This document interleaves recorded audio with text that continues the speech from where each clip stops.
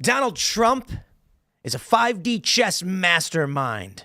I'm gonna do the opposite of what these liberal podcasters do and just blow smoke up Trump, if you know what I mean. He's perfect. He never do anything wrong. The story is that Mike Waltz got fired. I was seeing it all day. News came out, Politico reported, Fox News picked it up, and I started thinking, really? National Security Advisor Mike Waltz got fired. Donald Trump said he wasn't going to fire him. So when I saw this reporting, you know what I did? I didn't touch the story. And I'm proud of myself because what's the real story? Trump promoted Mike Waltz. Mike Waltz moving from a staffer position to a cabinet level position requiring Senate confirmation. This is a promotion. And the media was reporting that he got fired. And from this, all of the op-eds go nuts. Now, the reason why I say Donald Trump is a master, and this is 5D chess, he was coloring the water. You know what that means?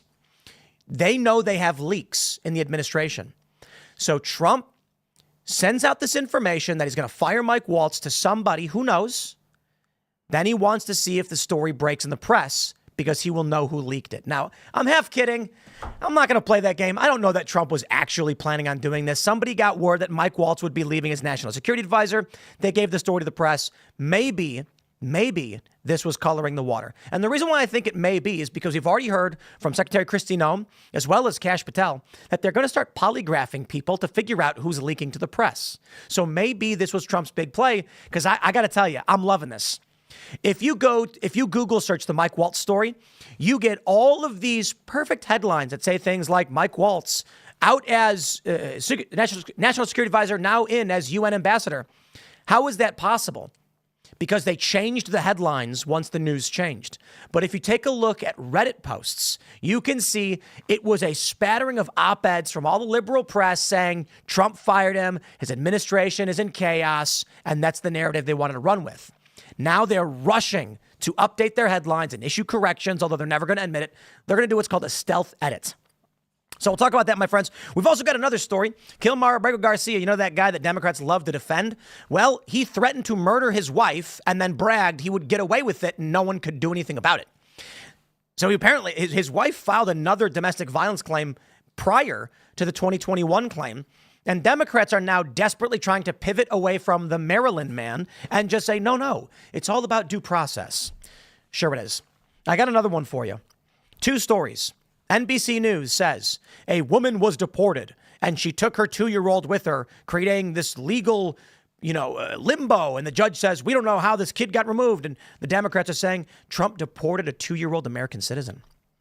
Well, the New York Times reported that a woman and a man were both deported, but their 2-year-old stayed in America. So this is what you get when you have 100% negative coverage, no matter what. There's no moral issue. There's no principle. The only issue they have is Trump is bad no matter what he does. If the 2-year-old stays, he's bad. If the 2-year-old leaves, he's bad. That's the media today. So we're going to talk about that. But before we do, my friends, we got a great sponsor. It is Lear Capital. Make sure you go to leartim.com. That's LEARTIM.com. I got to tell you, man, Lear Capital, they got gold. This is for retirement accounts, but let me tell you something. I saw this post today and they said, how come the stock market keeps going up when the market is supposedly crazy? And it's because people know you can't just hold on to US dollars, fiat currency. Me personally, I've got a little bit of everything, but I do have a hefty amount. I'm not going to say how much because I shouldn't, but I've got gold and silver. In fact, I actually have copper because I'm weird. I literally have copper ingots. But gold and silver is great because it tends to retain its value. So right now, gold is at what, like 3,300. You've got Goldman Sachs projecting it could go up to 4,500 or more. Personally, I find it to be a good place to store value, and that's why I personally have quite a bit. So check out LEARTIM.com. They're sponsoring the show. Lear Capital. They're an education-first company. There's no pressure to buy. You get a 24-hour risk-free purchase guarantee. They've been in business over 25 years, almost 30 years now, with over 3 billion trusted transactions, 3 billion in trusted transactions. Wow, that's a lot of money. Thousands of 5-star reviews, lots of gold. There's a lot of gold companies to choose from. Lear is who I trust. And I will say this too, because I probably normally don't say this stuff, but we actually got on the phone with them and talked to them. And I'm going to be personally buying quite a bit from Lear because I do genuinely think that is a great place for me to store my value. Take a positive step toward protecting your wealth. My friends at Lear Capital can help you. can help you.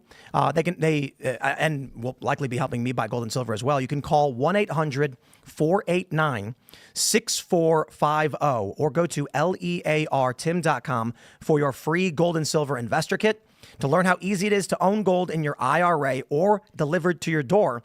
And a special offer for my viewers, first-time buyers can get up to $15,000 in bonus gold or silver with a qualifying purchase. So once again, that's 800-489-6450. Shout out. Thanks for sponsoring the show.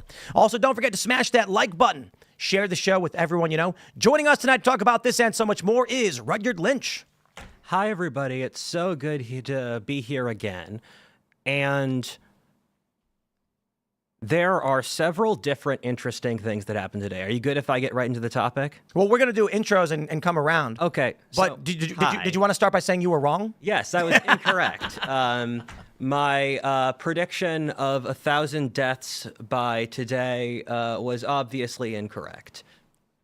Well, it is interesting, though. We did have the Tesla fires, the terror attacks.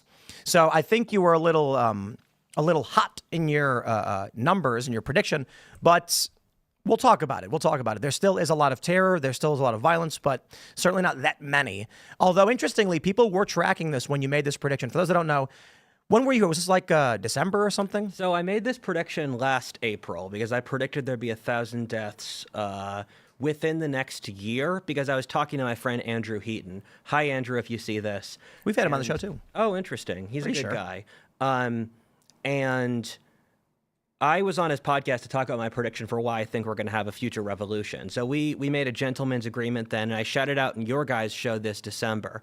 And So real quick, you were saying from April to April? Yeah, exactly. Within the next Okay, you might not be wrong. Say again, please? You might not be wrong. I was under the impression that you were saying after the election in 4 months to April. But we'll talk about this. We'll go over it. So Yeah. you got a YouTube channel, What If Alt History? Yes. Right on. Well, it's going to be fun. Thanks for hanging out. And Mary is here. Hi, everyone. My name is Mary Morgan. You will usually find me on Pop Culture Crisis here at Timcast, and we actually had Phil on today. Hello, everybody. My name is Phil Labonte. I'm the lead singer of the heavy metal band All That Remains. I'm an anti-communist and a counter-revolutionary. Let's get into it. All right. Here's a story starting off with the Daily Beast because we love it. The real reason Trump fired Mike Waltz. He dared to give advice. They published this one at 6:14. They updated it at 6:32. I am loving this story. In an effort to just be the opposite of whatever it is that liberals are, I'm just going to say Trump is a genius who can do nothing wrong. Everything is perfect. There's no reason to criticize him ever. No matter what he does, he's doing a good job. So it's just counter Pac-Man now. Yeah, Brian Tyler Cohen, Pac-Man, Luke Beasley, those are easy targets where literally every single video they have is Trump, Trump, Trump, Trump, Trump, Trump. So I'll just do the opposite. It's a good policy. I think So as a joke on my 10 a.m. segment, it was about Kilmar Abrego Garcia, but I just put Trump exclamation point in the title just because. But so here's the story. The Daily Beast, this is an example. This is why I pulled it up. It says he was fired. But when you go to Mike Waltz fired on Google, if you search for it, all the headlines now read, he's out as national security advisor and tapped as UN ambassador, which is a promotion from a staff level position to a cabinet level position. However, if you want to see what the actual headlines are, search Reddit as well, because the rules on Reddit are you can't change a headline like that. You got to repost. So when you search Mike Waltz fired in Reddit, here's what you get. Trump's national security advisor, Mike Waltz, and his something. Trump came out and said he fired him because of signal issue. They'd go from it's fake news, hoax, blah, blah, blah. You have military Trump to oust national security advisor Mike Waltz. Politics saying national security Mike Waltz to step down. Mike Waltz was doomed from the start. Mike Waltz is losing support from the inside. That's from a month ago. Mike Waltz has left the chat. Trump ousts. All of these headlines are basically saying, ha, ha, ha, ha, he got fired. Here's the story from the Hill. Trump taps Mike Waltz as UN ambassador and names Rubio as national security advisor. Let's keep it real simple. National security advisor. That's all it is. It's a staff level position. Trump says, you want to advise me on these issues? I'll hire you. Okay. Welcome aboard. UN ambassador is a cabinet level position that requires Senate confirmation. That is a promotion. Why did this happen? It's fairly obvious. Elise Stefanik was tapped to be UN ambassador in the Trump administration. However, that would mean vacating her seat in Congress, putting the Republican thin two-seat majority at risk. So Trump said, look, these elections that we're having, we don't want another special election. I need you to stay in Congress. So she steps down from this potential position and then moves to stay in her congressional seat. But this leaves a hole. Who's going to be the UN ambassador? So without anybody else, Trump said, Mike Waltz, you know what? Why don't you do it? I'm going to give you the promotion and give you this cabinet level position. Now, the question is, why did the media run with this fake story? And a lot of people are bringing this up in the chat, and I believe this may be the case. This is called coloring the water.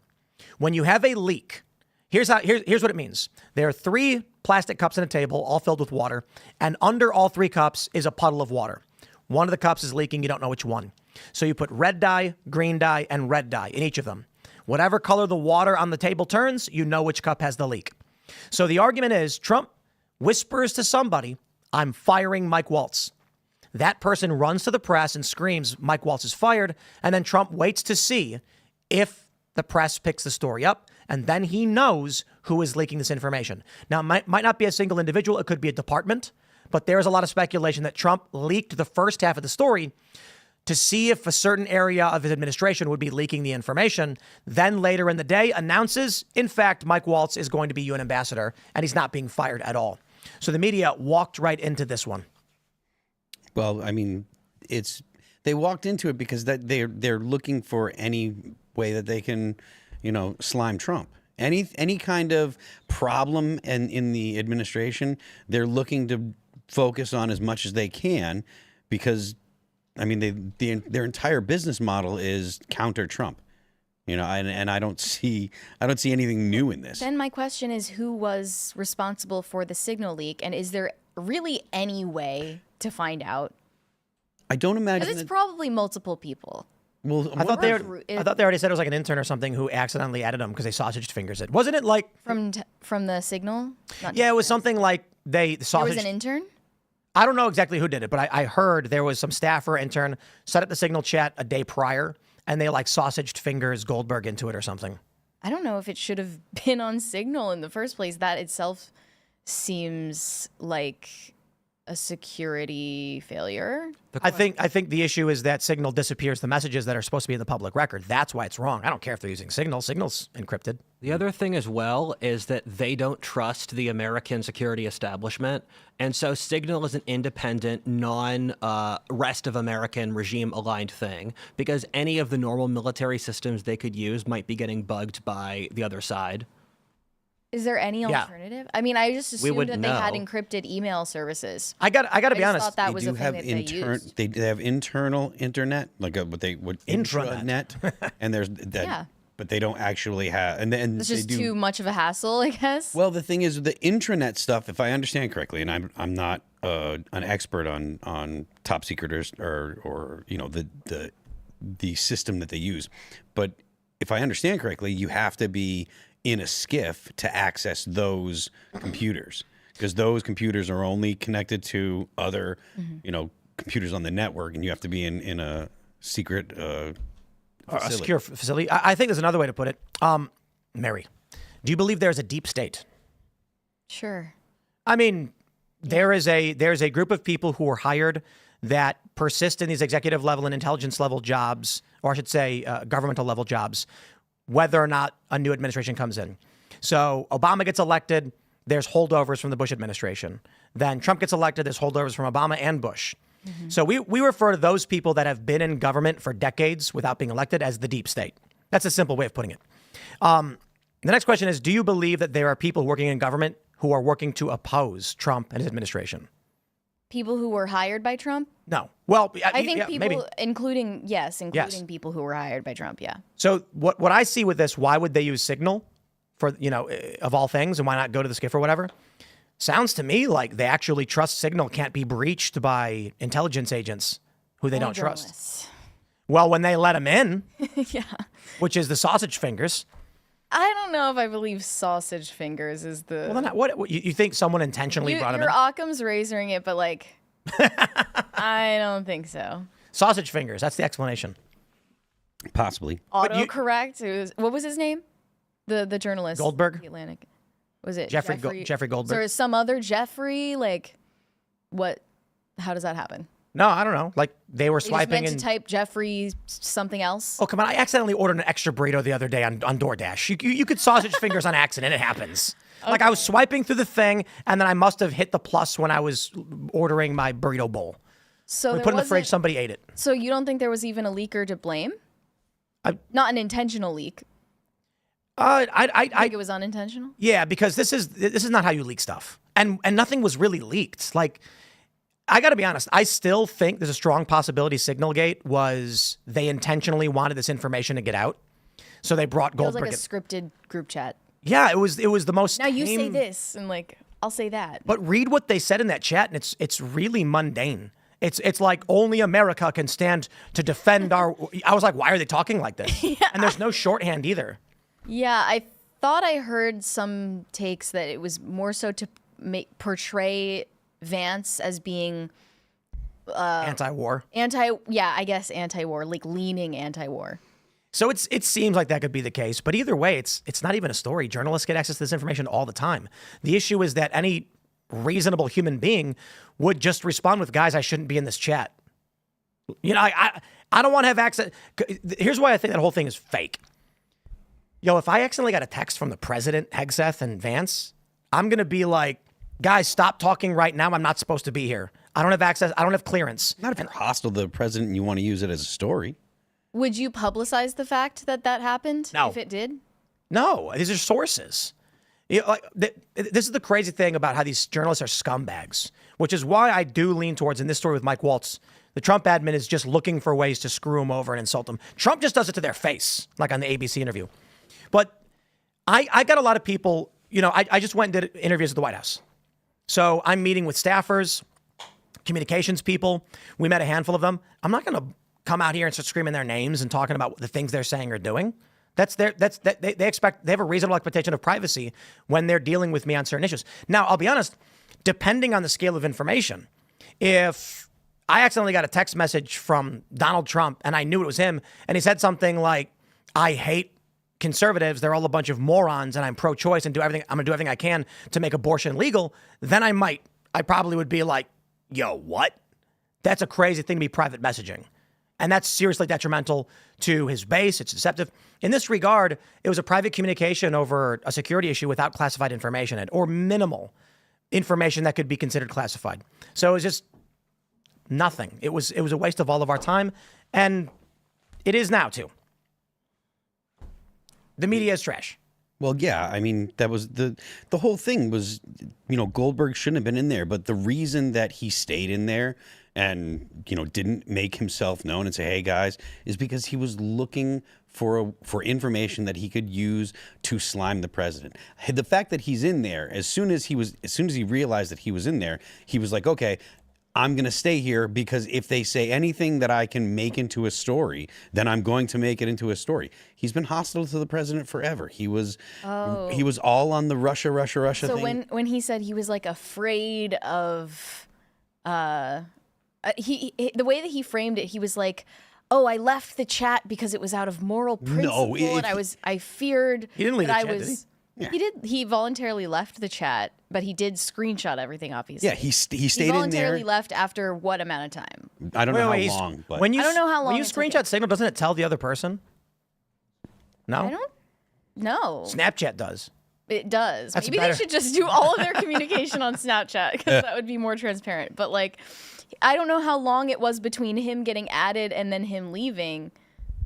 But look, the point is, he was all in on the whole Russia collusion thing. I mean, he's from the Atlantic. The Atlantic was after Trump from day one. So he was all in on the Russia collusion thing previously. Mm-hmm. He had a hard-on for Trump forever. And the fact that he was in there, he knew that was bad that he was in there. So he just stayed until he could get enough information to go ahead and slime the administration. That's all that it was.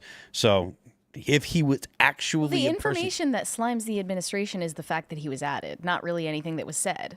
Yeah, but I mean, but the thing is, he That's on wanted to them. have enough information that he could make something out of it. Now, granted, the actual information that they exchanged in the Slack or in the whatever it's called channel, like, it's not that big of a deal. They No, weren't actually giving out. Like he was saying that they were when they were launching, but there was no actual classified Yeah, information. I'm changing my position. I agree with Mary. Trump is bad and the media is good.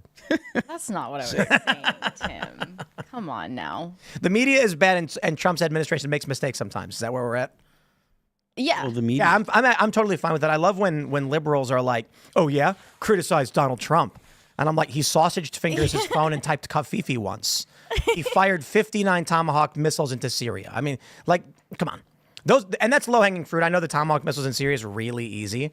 There's other things to criticize him for. The MS-13 thing is now something you can... But look, I went on Piers Morgan the other day, and Piers asked if Joe Biden had done what Trump did, would I be defending him and saying he had a good administration? I said, probably not, because Trump more aligns with my moral worldview. And so when Trump makes mistakes, I'm forgiving because the greater mission of the Trump administration is good for my way of life. The greater mission of Joe Biden is bad for my way of life. That's why when Joe Biden does things like promoting transing the kids and DEI, opening our borders, all of it is bad. If you then combine that with other bad things like screwing up the economy and people's 401ks going down, I'd be like, this is a bad guy doing bad things. Donald Trump, on the other hand, is securing the border, trying to bring manufacturing back, telling people to have babies. These are things that I think are very, very good. So when Trump enacts a plan and it's got a negative result, I say, well, look, I'm skeptical on the universal tariffs. That's where I've always been. And I do think we should not gloat about people's 401ks going down or do this dumb thing where people are like, who cares about losing money? No, we all do care. But I'm not going to complain about Donald Trump making mistakes because I believe that he is bringing us on the right track and that he needs our support even when he makes mistakes. That's the difference. The left is incapable of generating leadership because they purity spiral all the time. The reason that we default onto such mediocre leftists as the ruling class is because they constantly look to tear their own people down. Indeed. That's why, there was this funny story. It said Democrats are trying to court the manosphere. And then they said the manosphere was Joe Rogan, Theo Von, and Andrew Schultz. Yeah. And I was like, no, those are just a bunch of comedians. They are not manosphere at all. So these journalists are completely incapable of comprehending anything. A Google search? Absolutely clueless. And that was Alex Thompson from Axios, the guy who claimed, we really missed this story on Biden. Oh, okay, Yeah. dude.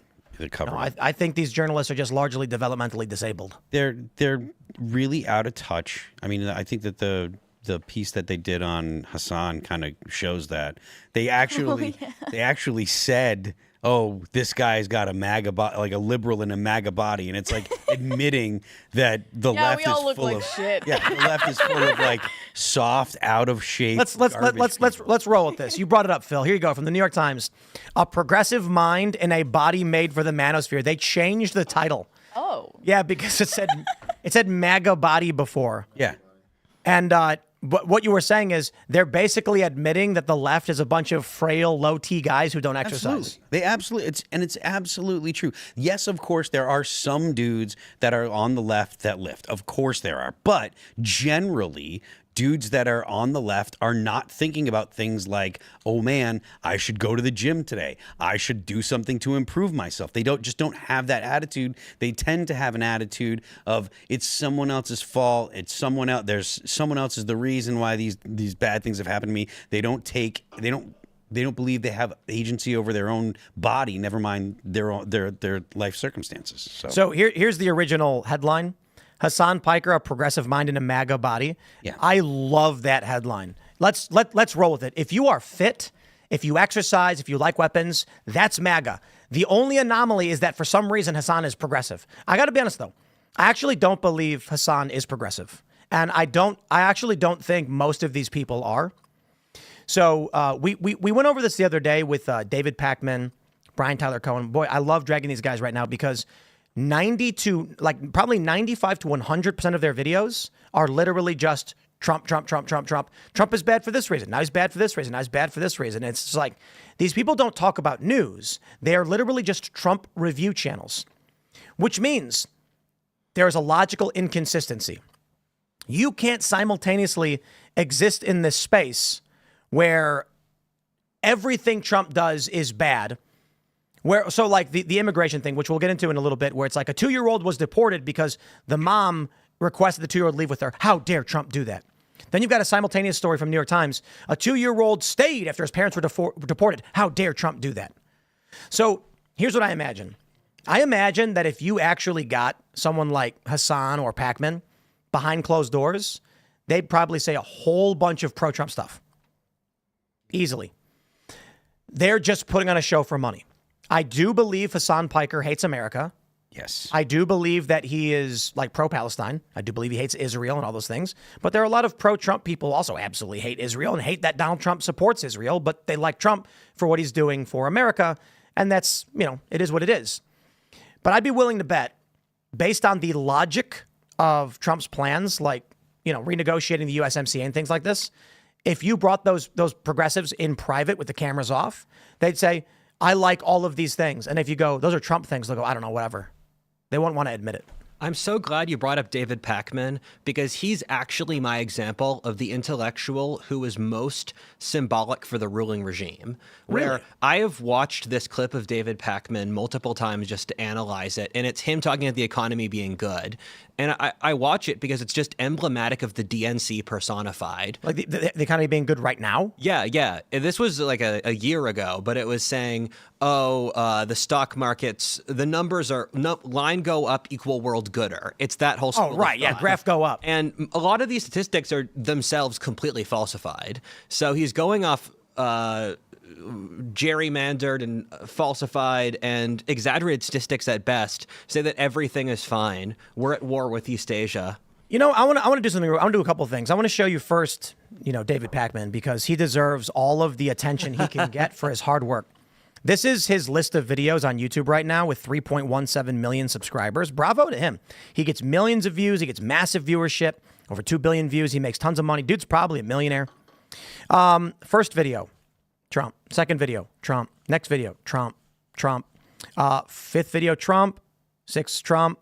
Oh, wait. Seventh video is press briefing or SNL skit. He doesn't mention Trump. Okay. The next one is GOP down because of Trump. Trump. It's guys, you get the point. These people do not do news and political commentary. It's literally just the Trump show. And I think they're attracted to him. But you know what? That's just me. But here's the I want to go back to the Hassan Piker story, and let's talk about the corporate press. Ladies and gentlemen, for what reason did the New York Times give a glowing profile to Hassan Piker? Honest question. Has he done something that warrants a big profile page like this with this full image? And I mean, they're not criticizing him at all for the most part. I mean, do they bring up? Honestly, I didn't read it. All I know is that they said he's a progressive mind and a body for the manosphere, or a MAGA body, fighting for LGBTQ rights, et cetera, et cetera. Do they bring up the times he said America deserved 9/11 or things like that? Here's why I asked this question. I got here livesearch.app. It's at livesearch app. They track the biggest live streams in the country every day. And you will see number one for April 29th. Now, I know this is 2 days ago. This is the latest update. Steven Crowder, the biggest live stream in the country. Consistently, too. Crowder's usually number one or number two. Dan Bongino was number one for a while, but now he's at the FBI. Kai Cenat, number two. Yo, everybody knows him. I see his videos pop up on Instagram all the time, and his persona is I'm confused. Like, am I wrong? He just makes a confused face at the camera and yes. Right? I mean, it looks more like a minstrel show, if I'm being honest. Well, I mean, I don't want to drag him because I think when he's going and doing what, he goes places, then he's confused when he sees something new. It's entertaining. I'm not trying to drag the guy for it. It's fun content. Timcast IRL number 3, proud to say. Bob Ross, number 4. Right Side Broadcasting, number 5. Ryan Hall, number 6. Queso, number 7. Vince, number 8. Pat McAfee, number 9. Aiden Ross, number 10. Redacted, number 11. Timcast Morning Show, number 12. Jinxie, number 13. Law and Crime, 14. PBD, 15. Tim the Tatman, 16. Emily D. Baker, 17. Court TV, 18. Hassan Piker, 19. So, certainly you're allowed to write glowing profiles and reviews for whoever you want. They don't need to be the biggest shows in the world. I'm just pointing out, he's the 19th biggest live show in the country on average, around there. The New York Times is giving him a profile because the New York Times is liberal media trying to promote the worldview that he has. I think a portion of it is that they believe that he will attract young men like Joe Rogan or whatever, because the left knows that they've lost a significant portion of young men. Young men are turning to the right. And so Hassan, as the guy that wears masculinity like a skin suit, just like the left does with just about everything, they believe that he'll attract young men back to the left. Does Bingo. Hassan have a predominantly male audience? 'Cause Yes. I assumed it was female. I would assume anyone in politics is going to have a predominantly male audience. Okay, yeah, that's fair. And also because the majority of users on like Twitch or YouTube, they're male. I don't know. I don't know that's true. I know. It's like 60% of users on YouTube are male. She's correct. Okay. The left has an inability to see the inner forms of things. They can only see their external trappings. And due to that, their sense of time is very poor. They don't have a concept of change flowing over time incrementally. And so one of their core issues is they're sensing that they're losing a lot of support with their young male demographic, but then they don't realize that that's not something that you can change overnight by just having because they see Joe Rogan and they want to have a figure like Joe Rogan, but then they can't artificially create that, and they can't artificially build up that cultural form, and they can't wipe away the years of abuse against young white men. So here's a story from Axios. Democrats eyeing 2028 court the manosphere. And I just mentioned this, but they bring up the manosphere as going on PBD. Yeah. Going on The Men at Work, going on Flagrant. They mention that Trump made popular going on manosphere shows like Joe Rogan, Theo Von, Lex Fridman. Nice. And Andrew Schultz. Lex is the exact opposite of the manosphere. Yes. Is it just because they're male? Just because they're male. Well, look, Because they're men. the left knows nothing about men. They also and I accused the right of courting the womanosphere. So I'm confused. What is the right? Well, no. They said that there is the rise of the womanosphere, which is Brett Cooper and Candace Owens and some other people. I just want to mention one real quick thing about Lex Fridman, and I mean this with all due respect. Do you know what the number one reason people tell me they listen to Lex's podcast? Any guesses? Just go Serge to knows. sleep? Yes. Yeah. You got it. Yeah. I'm not kidding. This is not a joke. I hear all the time from my friends that, and look, I'm not trying to be a dick. Maybe this is a really good thing. They turn on Lex's show and they fall asleep. Like The soothing timbre of his voice. But I mean that literally. I do think so.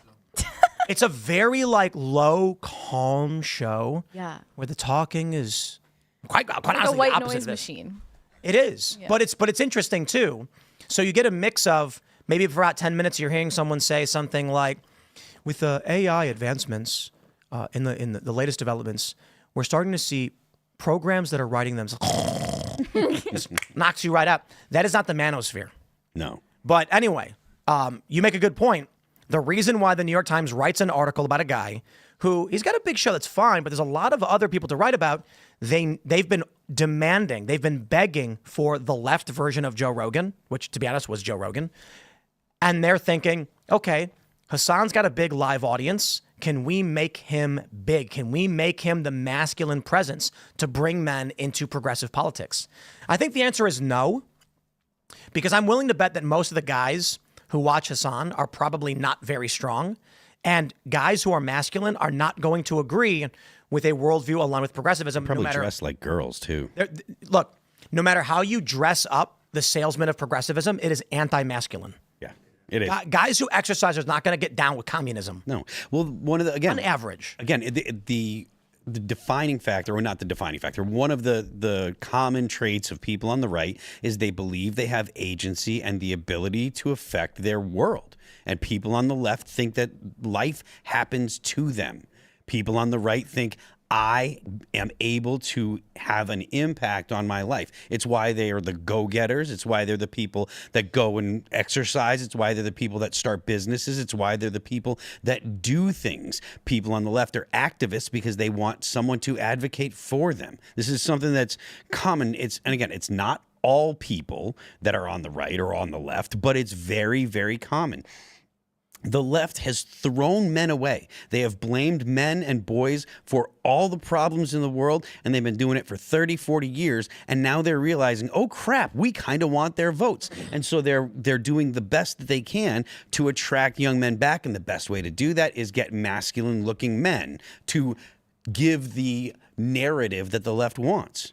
One of the contradictions here, I don't watch Hassan Piker's content, but it seems like he doesn't align with mainstream Democrat Party views. He's a commie. Party lines, because he's I don't know what he would call people himself. Consider himself progressive. The people working at the New York Times that are running the show are commies. This wasn't the case 10 years ago, but as boomers and Gen X move out of those positions, millennials fill them, and you're getting largely, I mean, journalists tend to be women and tend to be Democrats. So these younger people, look at Bud Light. Bud Light's goes Dylan Mulvaney. They say we want to get rid of the frat bro image, and it was obvious it was going to be some millennial woman who got hired in the marketing position who was going to change the rules or like change the play, and it was correct. It was this woman. This is what happens when millennial women come in. They bring their worldview with them. Why wouldn't they? And that's what's happening at the New York Times. They're promoting Hassan because to them, he is what the left needs to be. Is he normal? Like, would you consider him normal looking? Like Hassan? Because I remember back in the summer last year, they started this campaign about how Trump is weird and Vance is weird, and they wanted to kind of put this like weirdness. They left that behind because it didn't work. Because it didn't land. As soon as Trump, they even started selling shirts that were like Trump is weird, and they had like a girl with a septum piercing and purple hair like modeling it. Yeah, as soon as Trump and Vance went on the podcasts, people were like, "Oh, these guys are totally normal." And it's particularly Vance. Vance, they really tried hard to push he's weird, blah, blah, blah. And then Vance went on Joe Rogan and I believe on, I'm not sure who else, but he went on a bunch of podcasts and people were like, oh, he's like the most normal dude ever. I don't know what the hell they're talking about. But what I understand is that Hassan Piker's content is mostly him monologuing during his streams. And what people like about Joe Rogan is that he is interviewing people and he at least approaches things from a standpoint of intellectual humility. Like he has something to learn from his guest. Yep. That's not something that I've seen in any left-wing podcaster. No, not at all. Because they would never interview someone they disagree with anyway. Yeah, they tried. They want to tell people what they're supposed to think. The left is top down, the right is not particularly top down. And this is all stuff that Rudyard has talked about in multiple of his videos. Like he's covered a bunch of this stuff. I want to jump to these stories. Let's get into immigration. We've got this one from NBC News. 2-year-old U.S. citizen apparently removed from the country with no meaningful process, judge says. The child's mother was being deported and wanted to take the girl. U.S. lawyer said when the judge asked to speak to her, they were already in the air. Heavens me. Well, it's okay. From the New York Times, a mother and father were deported. What happened to the toddler? Their daughter remains somewhere in the U.S. This is what's called 100% negative coverage. There is no right answer for Donald Trump. Trump, by virtue of being Trump, is wrong to these people. And so I don't know how. Rudyard, I ask of you how we survive as a civilization, as a country, when you have one faction, which focuses on the news of the day, the stories, the big issues. Some people are obsessed with Trump on the right, but, you know, we're looking for the right thing to do. And then on the left, you have a media that says Trump is wrong no matter what, don't know, don't care. That's it. The only media they're producing is Trump bad all day, every day. How do you exist with people who aren't looking for solutions to make the country work? They just want to hate people. Thank you for that transition. You did a good job. Where it's hard to get good transitions, man. Like if you've got a podcast, you've got different parts you got to move through.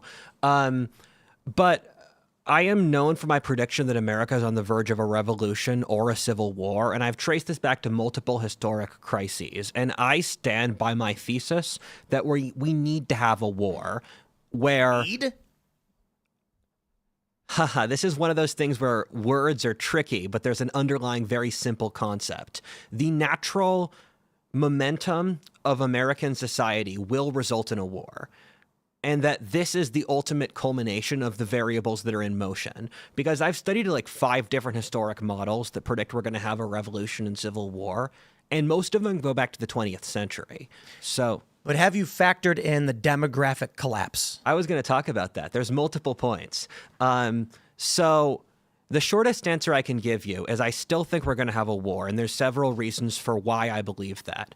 After that, there are several variables which may have been why this took longer than I expected. And on top of that, just my read on how the events of the last election have changed the last 6 months of American politics. So I'll get started with why I think we need to have a revolution or a civil war. Because there's a What do you mean by need? Do you mean like there's the personal moral, we need a war because I want my thing, or there's our country is falling apart and the only way we change is through a war? So I'm gonna stop here and say I am innately, profoundly grateful I lost this bet, because on one side my pride gets hurt, and on the other side there's a major war, and one of these is definitely better than the other, and so I think the variables in motion now will mean that we will have a war where in the same manner that, let's say, when there's a thunderstorm that's coming, the weatherman can predict with a certain degree of accuracy that there's going to be a thunderstorm. The thing that is the most difficult to predict is timing, which is consistently the case with almost every variable that relates to predicting anything, because this isn't a set scientific, this isn't a set thing where you can mathematically get the outcome. However, I think that with the current variables in motion, we're going to have a war. So Why? So I study a variety of different historic models, and they all say that America is on the verge of having a war. And they've said this for decades because the variables that cause wars go back decades. Examples of this is the generational patterns where America's consistently had a war every 80 years. World War II, U.S. Civil War, American Revolution, etc., going backwards. And when I look at the underlying variables in America today, what I'm seeing is that there is too high cost of living, too high inequality, too high all of the variables that cause civil wars, and there's no mechanism to reset this. And I've spoken before in a previous video how I think the left is in a strategic place where they have to have a war to maintain their coalitions. Because most wars after the Industrial Revolution stemmed from one side being desperate. is it your sense that the income inequality is the big driver now, or do you think that it's ideological? Yes. So things happen for complex reasons. I like to say, Sure. if you don't have at least 5 causal variables, you're not doing it right. And the biggest issue is that cost of living is fundamentally not attainable for most Americans. Just most Americans do not have the money to start a family. They do not have the money to buy a house, to live what used to be a normal, decent life. And what happened is that this sort of thing, historically, only ends in a war, because you end up in this gridlock, because I could explain all of this, but there's lots of downstream effects. And in said downstream effects, both sides have these huge populations of dissatisfied people who it's called elite aspirants. Yeah. And so when you have these large populations of dissatisfied people that can't that don't have anything else going on, you're going to have a war. And I've been reading a lot about the French Revolution lately, where it's interesting that you see years building up to the French Revolution, where for a person afterwards, it was completely obvious it would happen. However, every single step of the way up there, people were in denial. And that's what's going to happen here, that I believe we will have a war or a political crisis like this.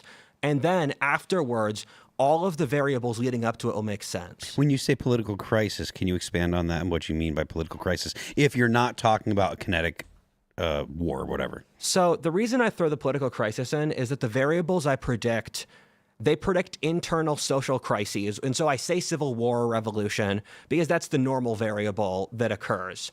The only other thing is if Trump could completely wipe out the leftist elite through Doge in like a 2-year period, that would solve it. But the issue with that is that you would end up in a weird situation where the left is desperate, which is where I think the left's at now. And this is one of the points I wanted to bring up, that the amount of violence that's going on now is horrific.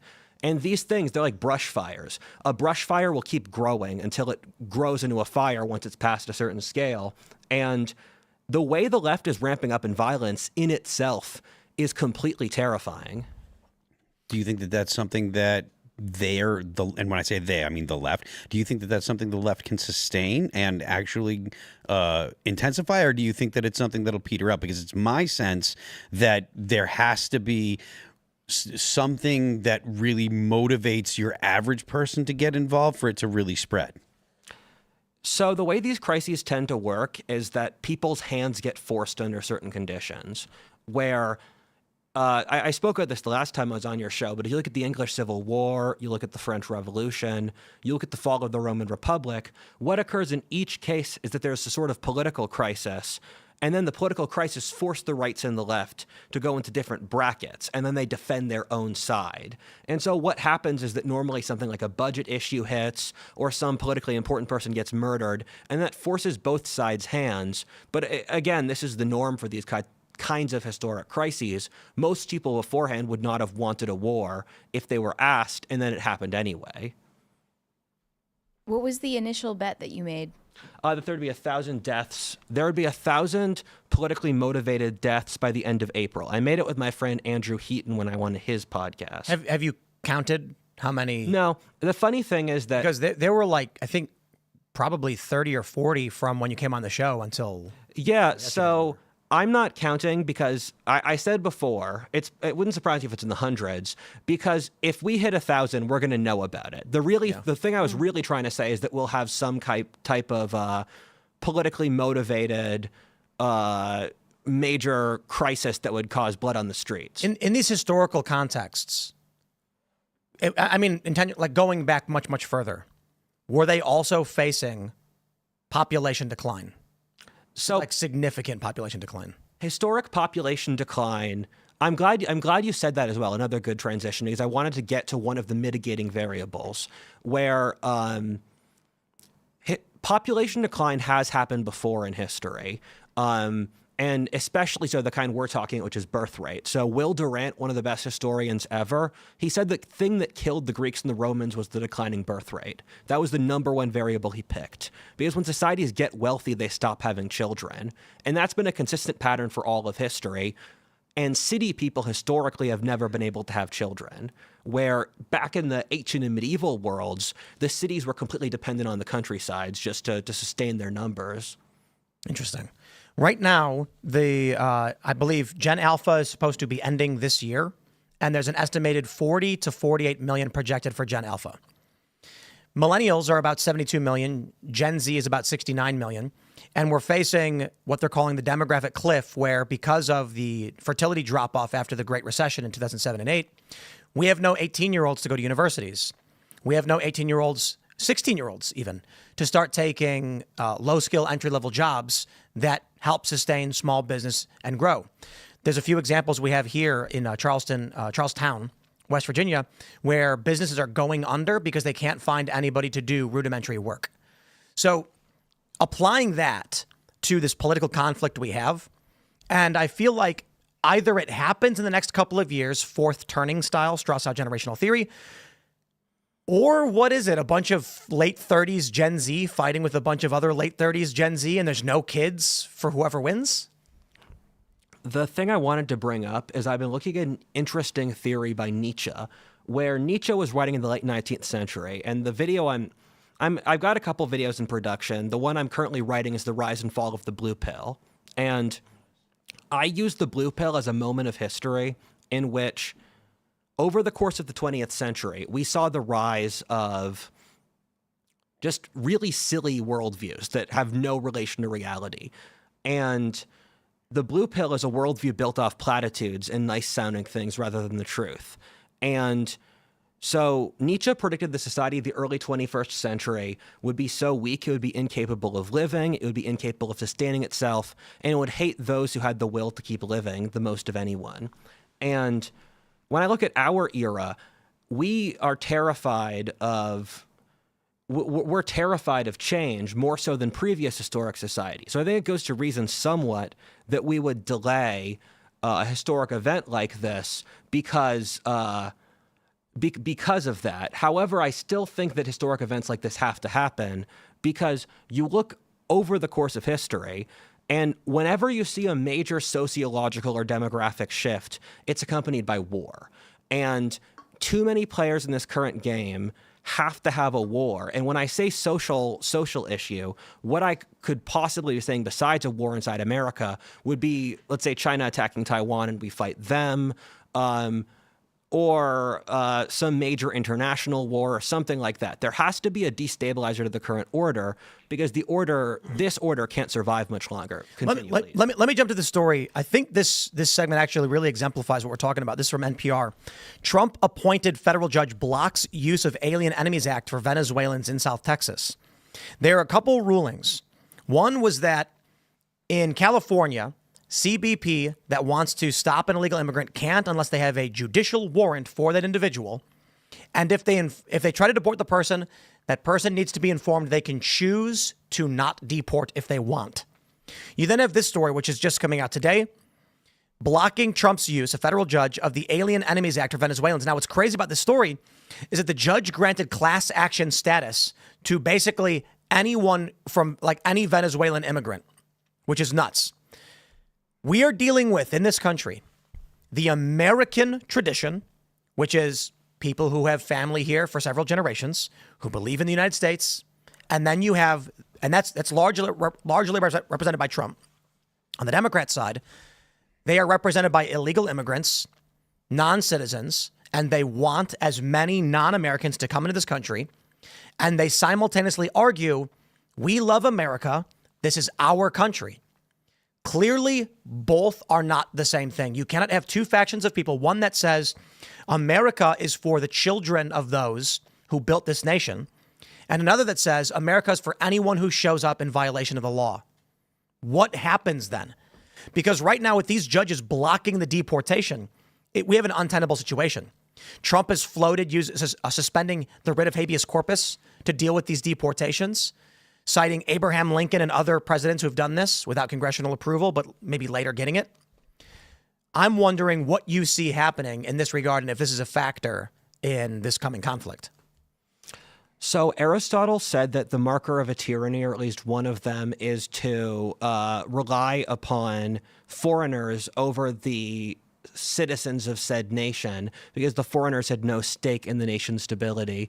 And I think the left might very well be importing immigrants in to create some kind of army or military force because they would have a trouble recruiting among a lot of young men. And illegals, they'll just say, we'll give you citizenship if you fight for us. It's a relatively clean deal, at least from their perspective. God. I think that's shown in the recruiting statistics from the Biden administration to what happened when Hegseth became the SecDef. The Trump administration, they hadn't met recruiting goals for multiple years leading up to Donald Trump getting elected or reelected. And as soon as Donald Trump was reelected, the recruiting goals shot through the roof, or the recruiting numbers shot through the roof. There was that bill a while ago. I think this is it right here. I'm trying to find it. I'll pull this one. Maybe this is the right story. Bill offers faster path to American citizenship for migrants who enlist in the military. And this is from the Courage to Serve Act. It was bipartisan.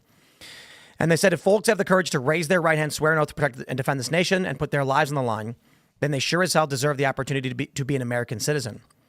And I think the story here was largely for illegal immigrants. It's been a while. They're saying migrants, but I do believe that when you get to the point where your military is trying to swear in non-citizens to serve, that's a problem. That's a country that's not going to survive much longer. I mean, look, with the economic problems we're already facing, with the demographic drop-off, Donald Trump mass deporting all of these people is not going to replace the missing children of millennials that don't exist and can't exist for 16, 17 years in terms of the workforce. I don't know what the solution then would be. Trump can deport all these people, but Democrats are clearly bringing them in because they're trying to prop up the economic system of the petrodollar. Trump deports all these people.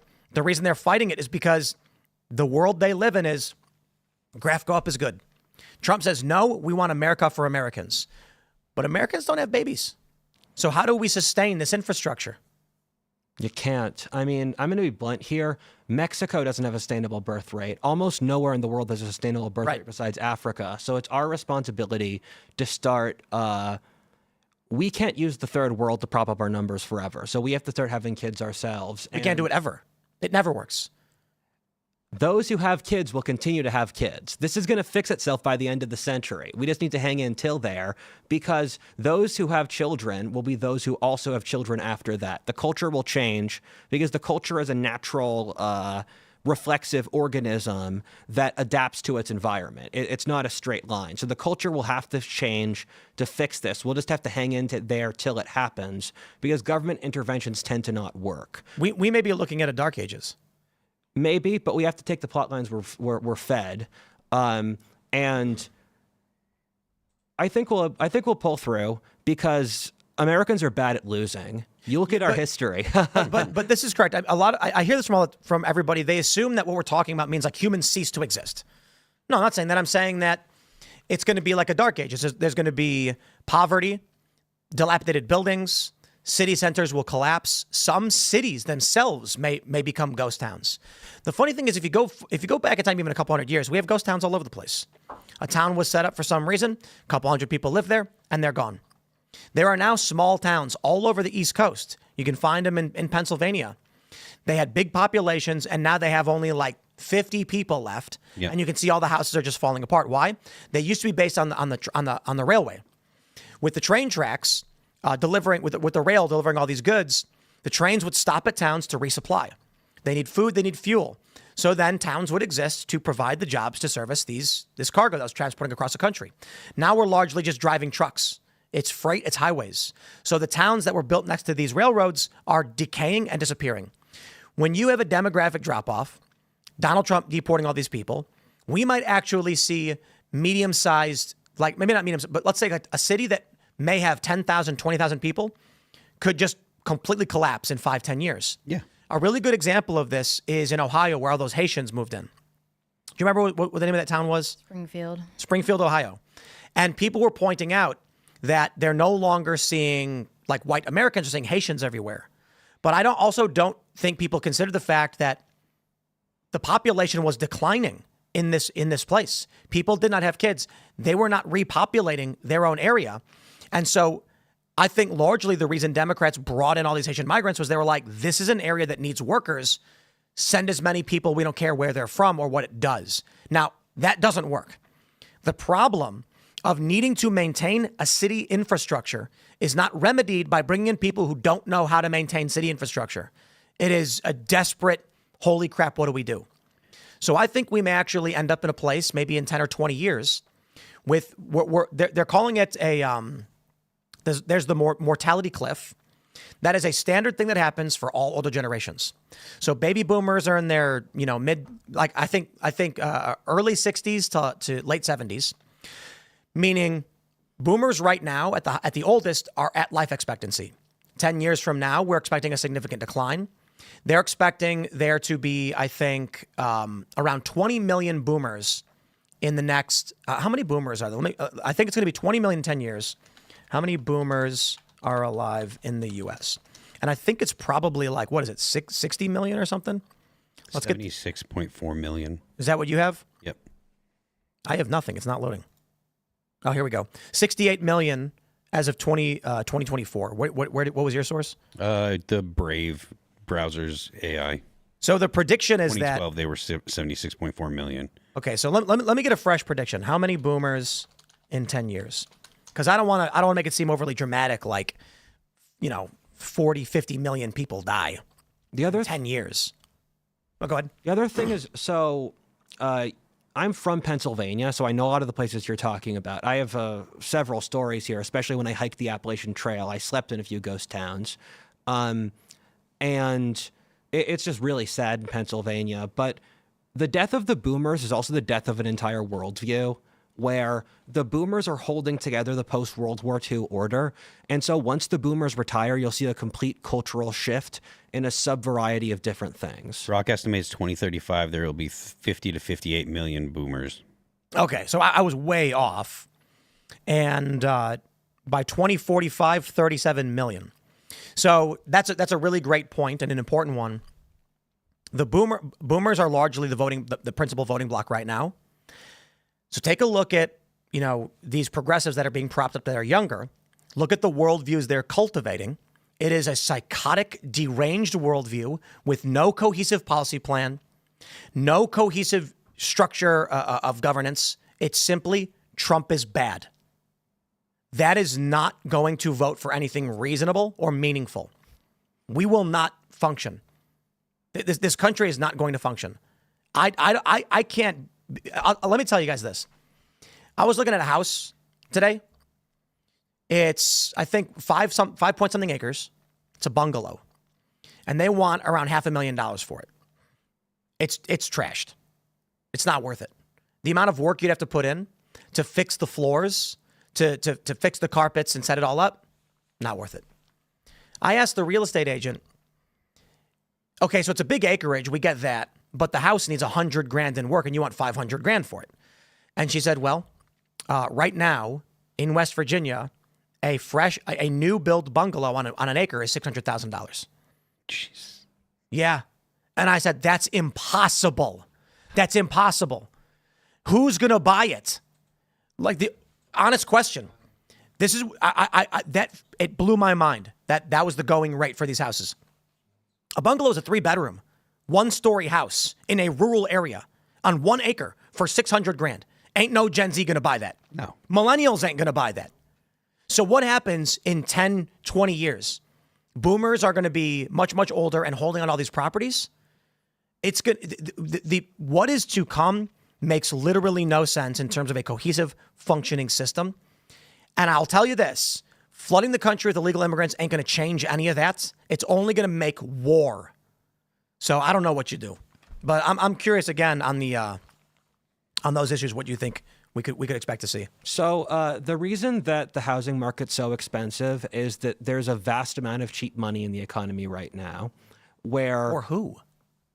The government. It's free. I meant to say free money. The government just prints a lot of money, and it just floods the economy because the money is not actually representative of the economy, so it causes the price of everything to skyrocket. And housing's a stable asset. So housing is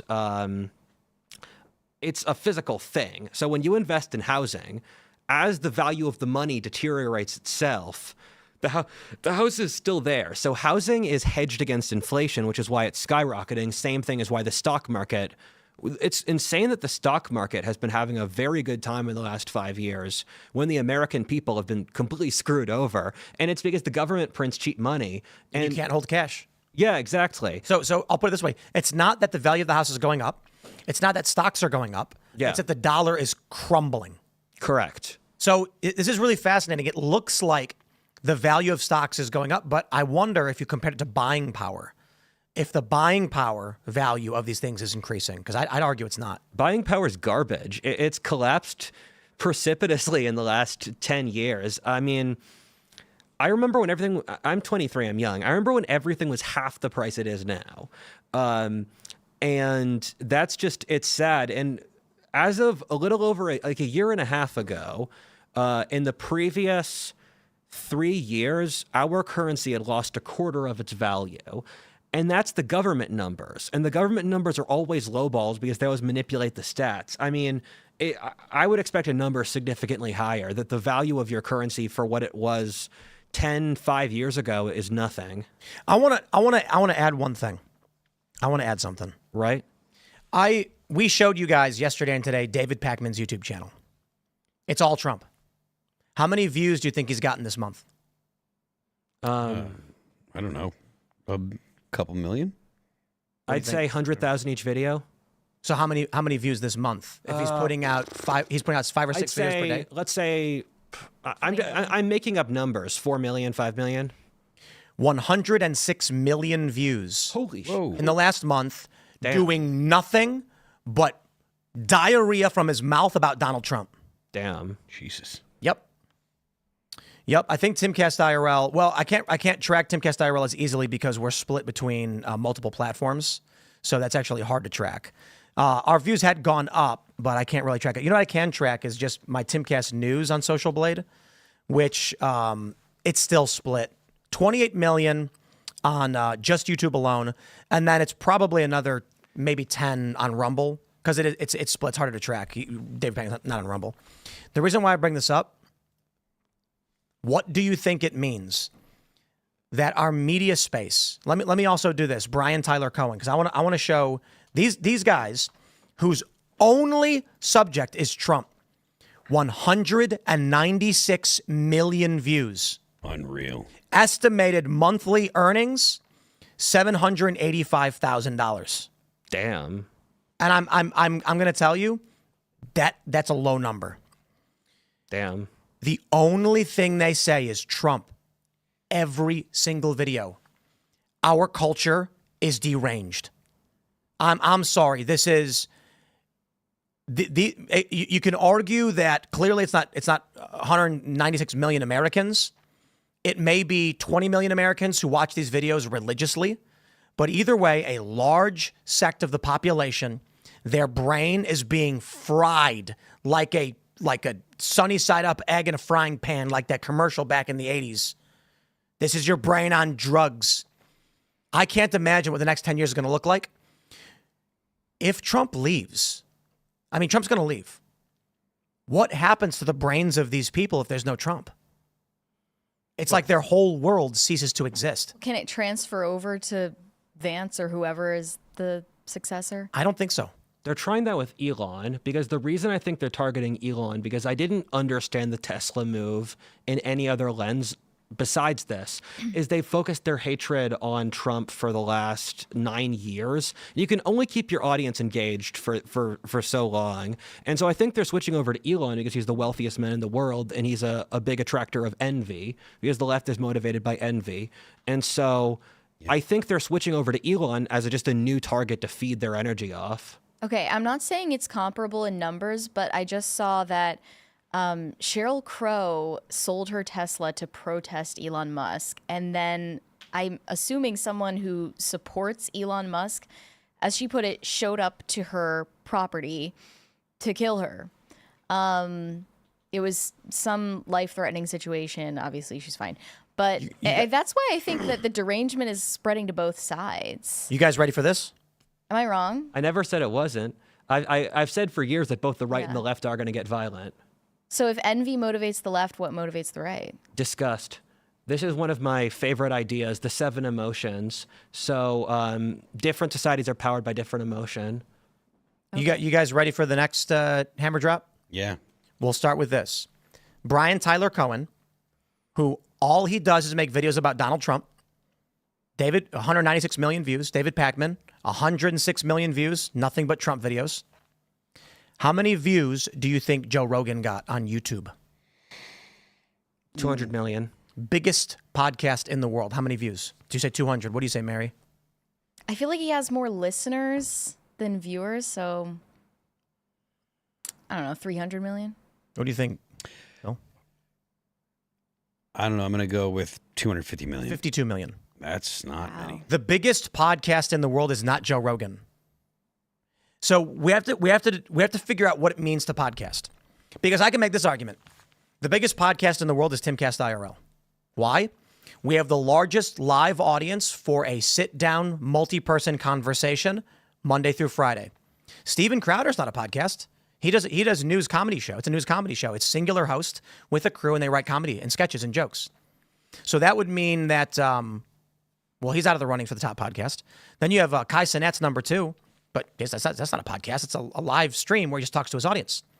In terms of the traditional podcast of sitting down, we have the largest audience every single night. Let's all clap for ourselves. But that's not really true. That's not really true. Because we get on YouTube a couple hundred, 250. On Rumble, we're getting like 250. It's down from the high season, which is in the winter. And then on the audio side, we're maybe getting like 100, 200 now. So we're getting, I don't know, 600,000, 700,000 a day. But Joe Rogan gets 5-6 million per episode. So he's a bigger podcast, right? Well, he certainly gets more views than we do. Let's break down what a podcast is. It is talking, and some podcasts are 10 minutes, some are 30, some are 40, some are 2 hours, some are 3 hours, some are short. There are top podcasts on Apple that do news, and they're 15 minutes long. So if we're going to look at what a podcast is in its broadest sense, there's no way Joe Rogan's the biggest. Brian Tyler Cohen's bigger than Rogan. On YouTube. Four times bigger on YouTube, for sure. But then on listening platforms, it would be much different. I'd be willing to bet I can pull up Brian Tyler Cohen podcast ranking, and it's gonna be high. He looks like he's in the top 100. It's hard to see because they got rid of Chartable. So it's hard to figure out where he's at. I will say this, based on, I think Brian Tyler Cohen's probably getting 100 to 200,000 per episode. So I don't know how many episodes he does. Let's see. He does. He only does once a week. So very little there. Hard to say exactly what Rogan's doing on the podcast side. I'll just put it this way. On YouTube, Joe Rogan is tiny compared to the people who only scream Trump. Like, does that not freak you guys out? So this is assuming the numbers are accurate, where we have some evidence to believe they might not be. Where, as an example, the Biden administration has added 1 million jobs on their jobs program, where they said there were 1 million more jobs for their entire year leading up to the election than there really were. And that was just the number they made up. But this is different. This is tracking the YouTube API through an app to see how many views a channel is getting. Yeah. Okay. Yeah, you're right. Apologies. It's crazy to see where the culture is at. It speaks to a complete societal failing. I mean, I'll tell you guys this right now. When they call people on the right grifters, they are full of, because if you make a channel and all you do is insult Trump, you're getting 4 times the traffic. Or look, Pacman's getting double the traffic of Rogan. Cohen's getting 4 times Rogan's traffic. That's insane.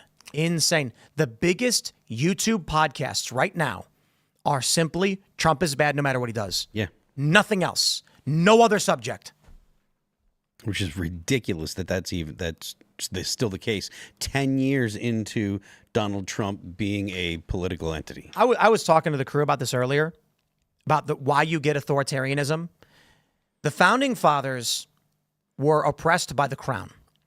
They were upset that when they tried to assemble and deal with their own governance, the crown wouldn't let them. Naturally, they constructed a government that addressed such things. A right to peaceably assemble and bear arms, screw you, you can't stop us. But the pendulum can swing in another direction. Right now, you have unfettered speech of individuals, and what do? The most bare bones, raw, rage-inducing, psychotic garbage. And it infects people's minds and makes them go insane.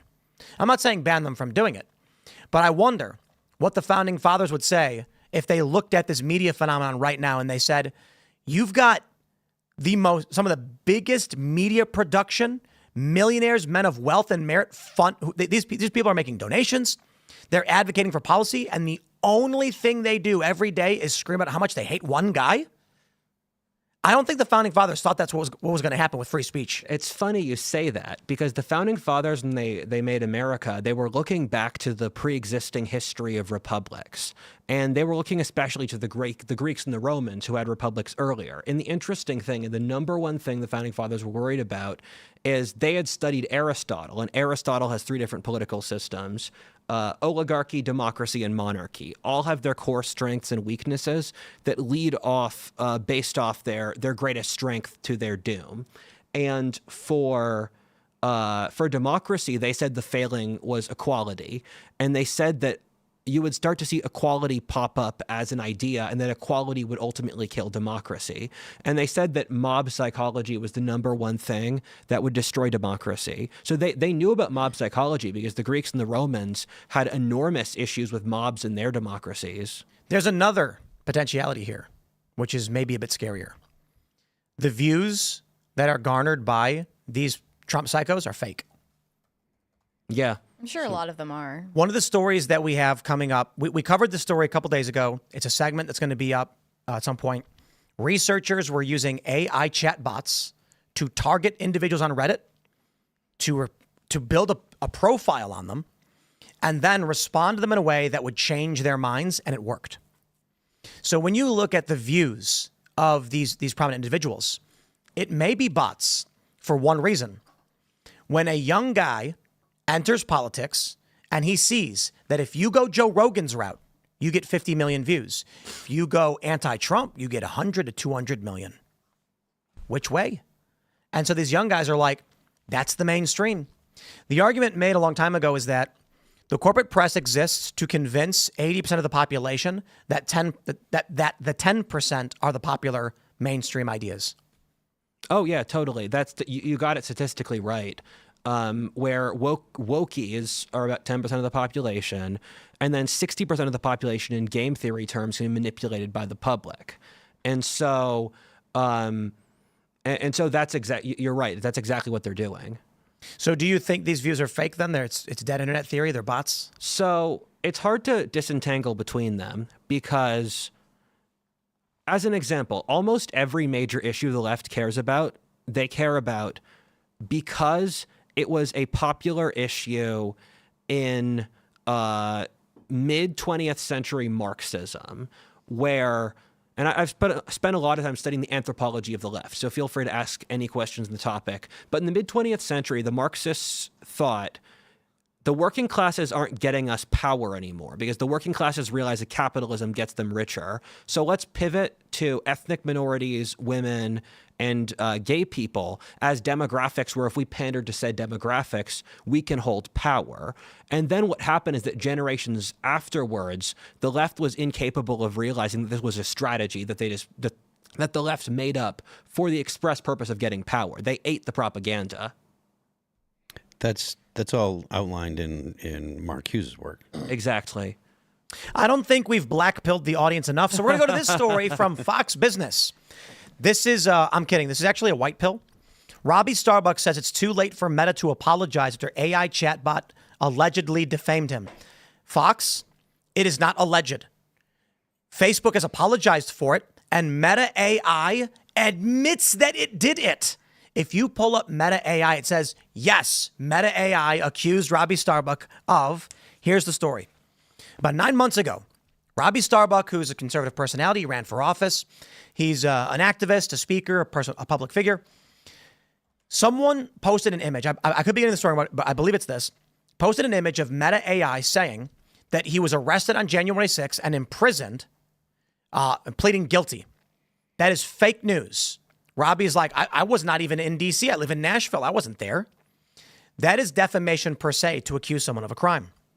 Robbie says he reached out to Facebook saying, or Meta, the parent company, hey guys, fix this and issue a retraction and an apology because people are starting to target me believing it's real.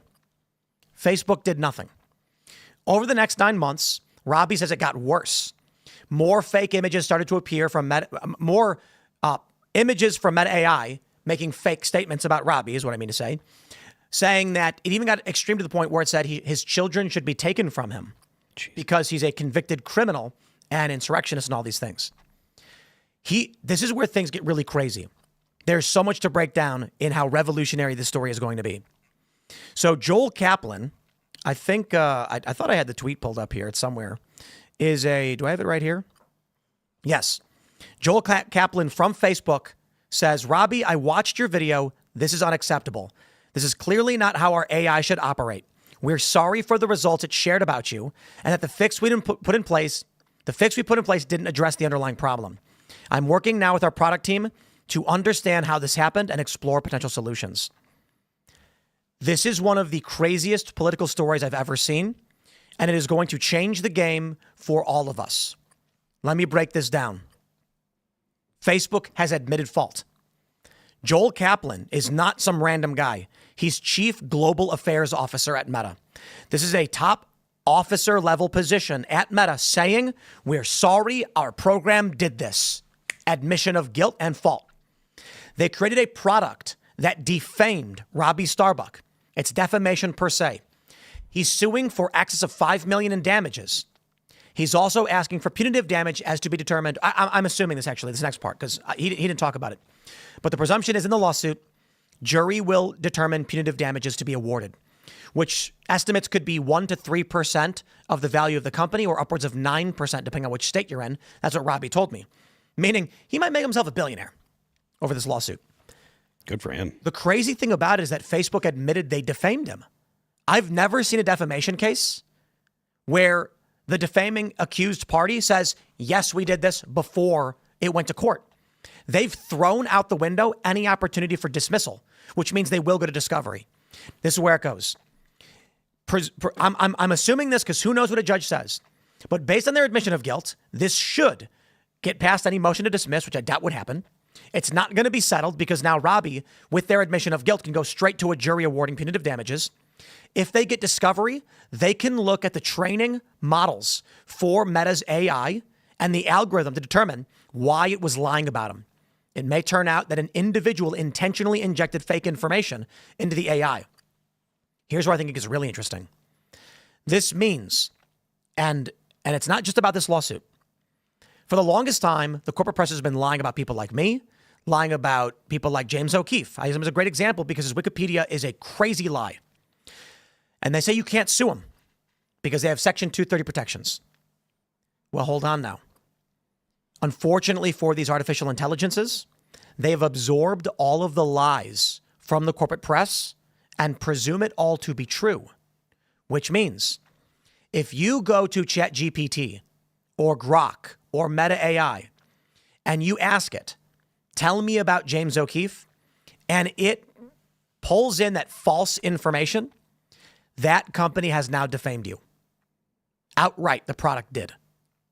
That's where it gets interesting because Wikipedia, you can't sue. A third party posted it. Twitter, can't sue Twitter. Some random guy tweeted that. But that tweet was absorbed into Grok. And now if Grok lies about you, yes, you can now sue Twitter. So I think we are going to see something massive here, unless, of course, you get a corrupt judge. But with all that being said, the next big question, seeing as AI is now in the space, another story to throw in is that recently a Tesla was driving down the street, full self-driving, when a man tripped into the road. The Tesla then immediately veered left and slammed into another car. Did you see this one? No, I didn't. And this is the moment we've all been waiting for in AI. The question was, who does the car choose to save? The pedestrian in the street or the driver of the vehicle? In this instance, the vehicle chose to crash into another car, potentially killing both the driver of each vehicle because one man fell on the road. AI is changing everything in terms of fault with cases like this. So again, all that being put out there, I know it might be a bit of a hard segue, but I'm wondering, Rudyard, what you see with all your predictions and what you've studied in history, how AI will play a role in this. So it's funny you say that because I draw my lines in fields I don't study. I'm not very good at AI. I have lots of friends who are vastly better at tech than me. So I try to have a degree of humility about that. But the thing with AI that's, long story short, I don't think AI is capable of developing its own consciousness. It would take me too long to explain why. But then secondarily, the biggest worry with AI is they basically get rid of all the pre-established jobs where most human activities are not that difficult, then AI can replace them. And there's been zero examination among the ruling class for what it's going to mean if, I don't know, like a quarter of people's jobs go away because people are already using AI to automate humans out. It's scary. So I think we do have a correction. I don't know for sure. But right now, the updated post is saying that actually it was the female driver took control and hit the car to dodge the man who fell in the street.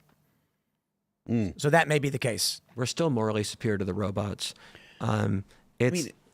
Please. It seems like a better option considering the safety record of Teslas, because they are one of the safest cars on the road, it does seem like the better option for the car to say, okay, we're going at this speed, whatever. It wasn't traveling at a high rate of speed, and it's more likely that the person in the car will survive than the person on the falling in front of the Tesla. It seems like a reasonable decision. I mean, one of the things I say is how much does blank issue compare to medical malpractice? where people talk about wars in the Middle East, they talk about 9/11, but some vast amount of people are killed every year by medical mispractice. Third leading cause of death. Yeah, yeah. And so when someone, how many actual situations will this Tesla AI issue hit where someone could potentially die? And how many situations, furthermore, where the human doesn't intervene at the second and say, no, we're not doing that? I think one of the reasons we will not see your prediction of the future Yeah. is because the left is going to plug their brains in some way or another and just blank out of reality. So we, I'm starting to see more and more on Instagram insanely well-made AI video. It's getting really crazy. So we're like a year away from. I mean, we already on ChatGPT you can program video games, very rudimentary. How long until you can actually say, code me a game like The Legend of Zelda?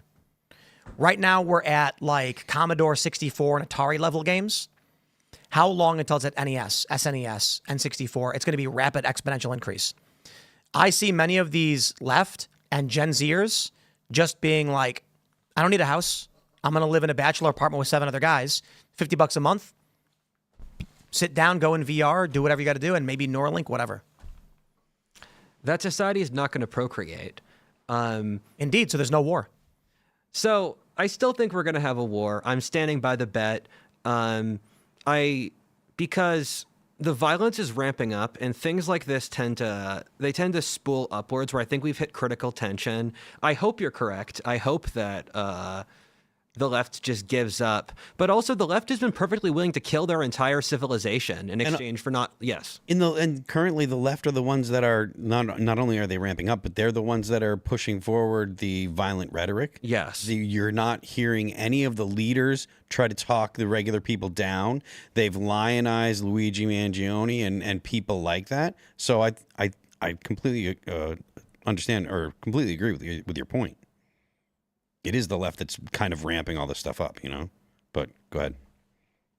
Oh, I was just in agreement. It's, I think, I'm going to keep comparing it to the French Revolution, where once you get to the end of it, you know what it is, but the people of this part of the journey, they hadn't realized what was going on.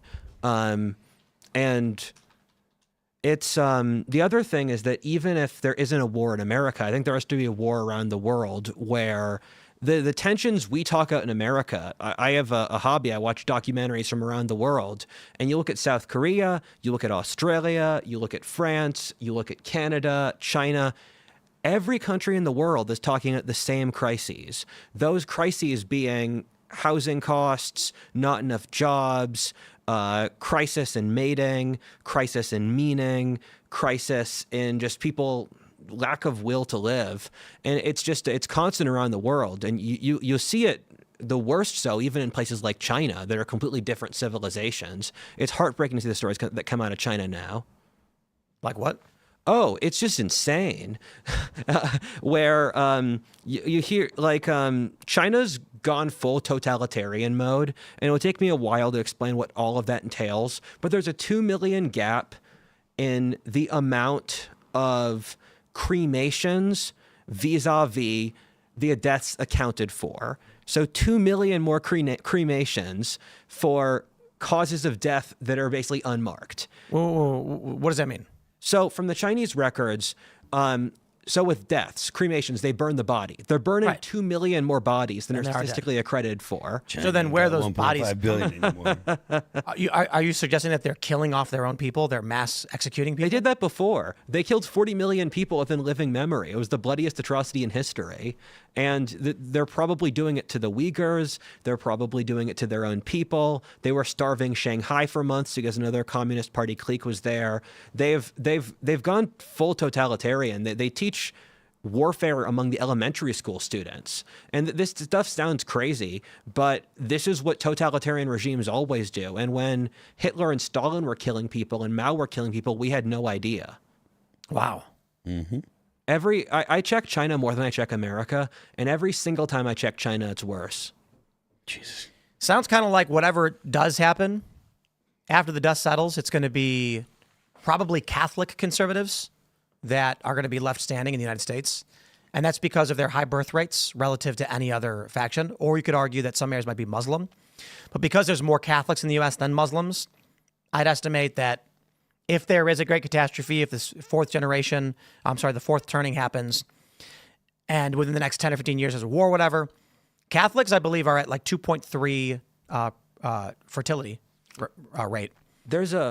I'm sorry to cut you off, but there's a sci-fi novel called Fitzpatrick's War, and I have basically made this book. It's so expensive you can't buy it because there were a few copies that it was published in the 90s, but it has a fascinating story of the future. It's set in the 25th century, and in its backstory, the world's population crashes from 11 billion to 1 billion over the course of the 21st century. And America has a multi-step, multi-decade civil war where the left basically devolves into inner city criminal organizations, and the right becomes taken up by these intentional communities of conservatives who move out to the countryside to avoid the city's degeneracy. Then what happens is that these rural people form a new nationality called the Yukons.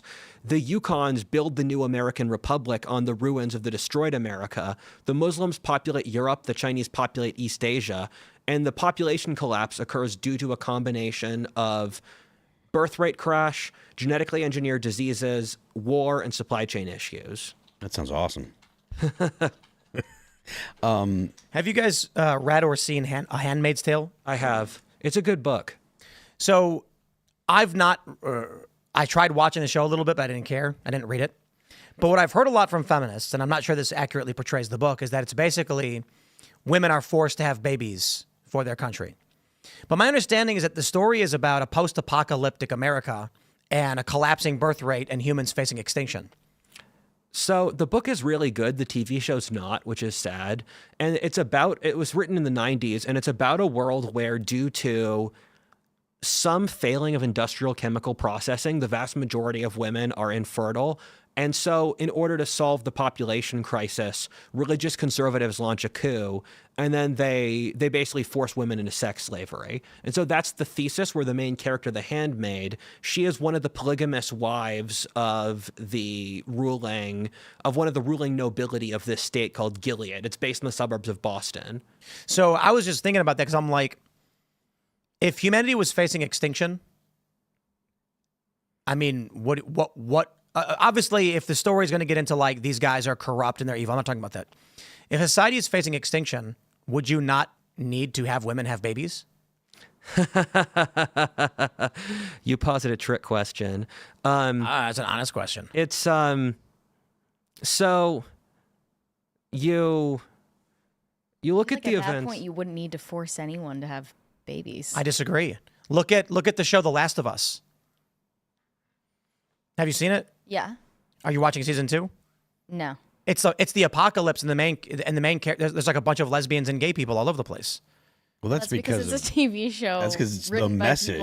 But this is the worldview those people have. Yeah. That's why they hate A Handmaid's Tale, and that's why The Last of Us is like, in the apocalypse, you're not going to procreate for children. They don't hate The Handmaid's Tale. They secretly love The Handmaid's Tale in the same way that they love 50 Shades of Grey.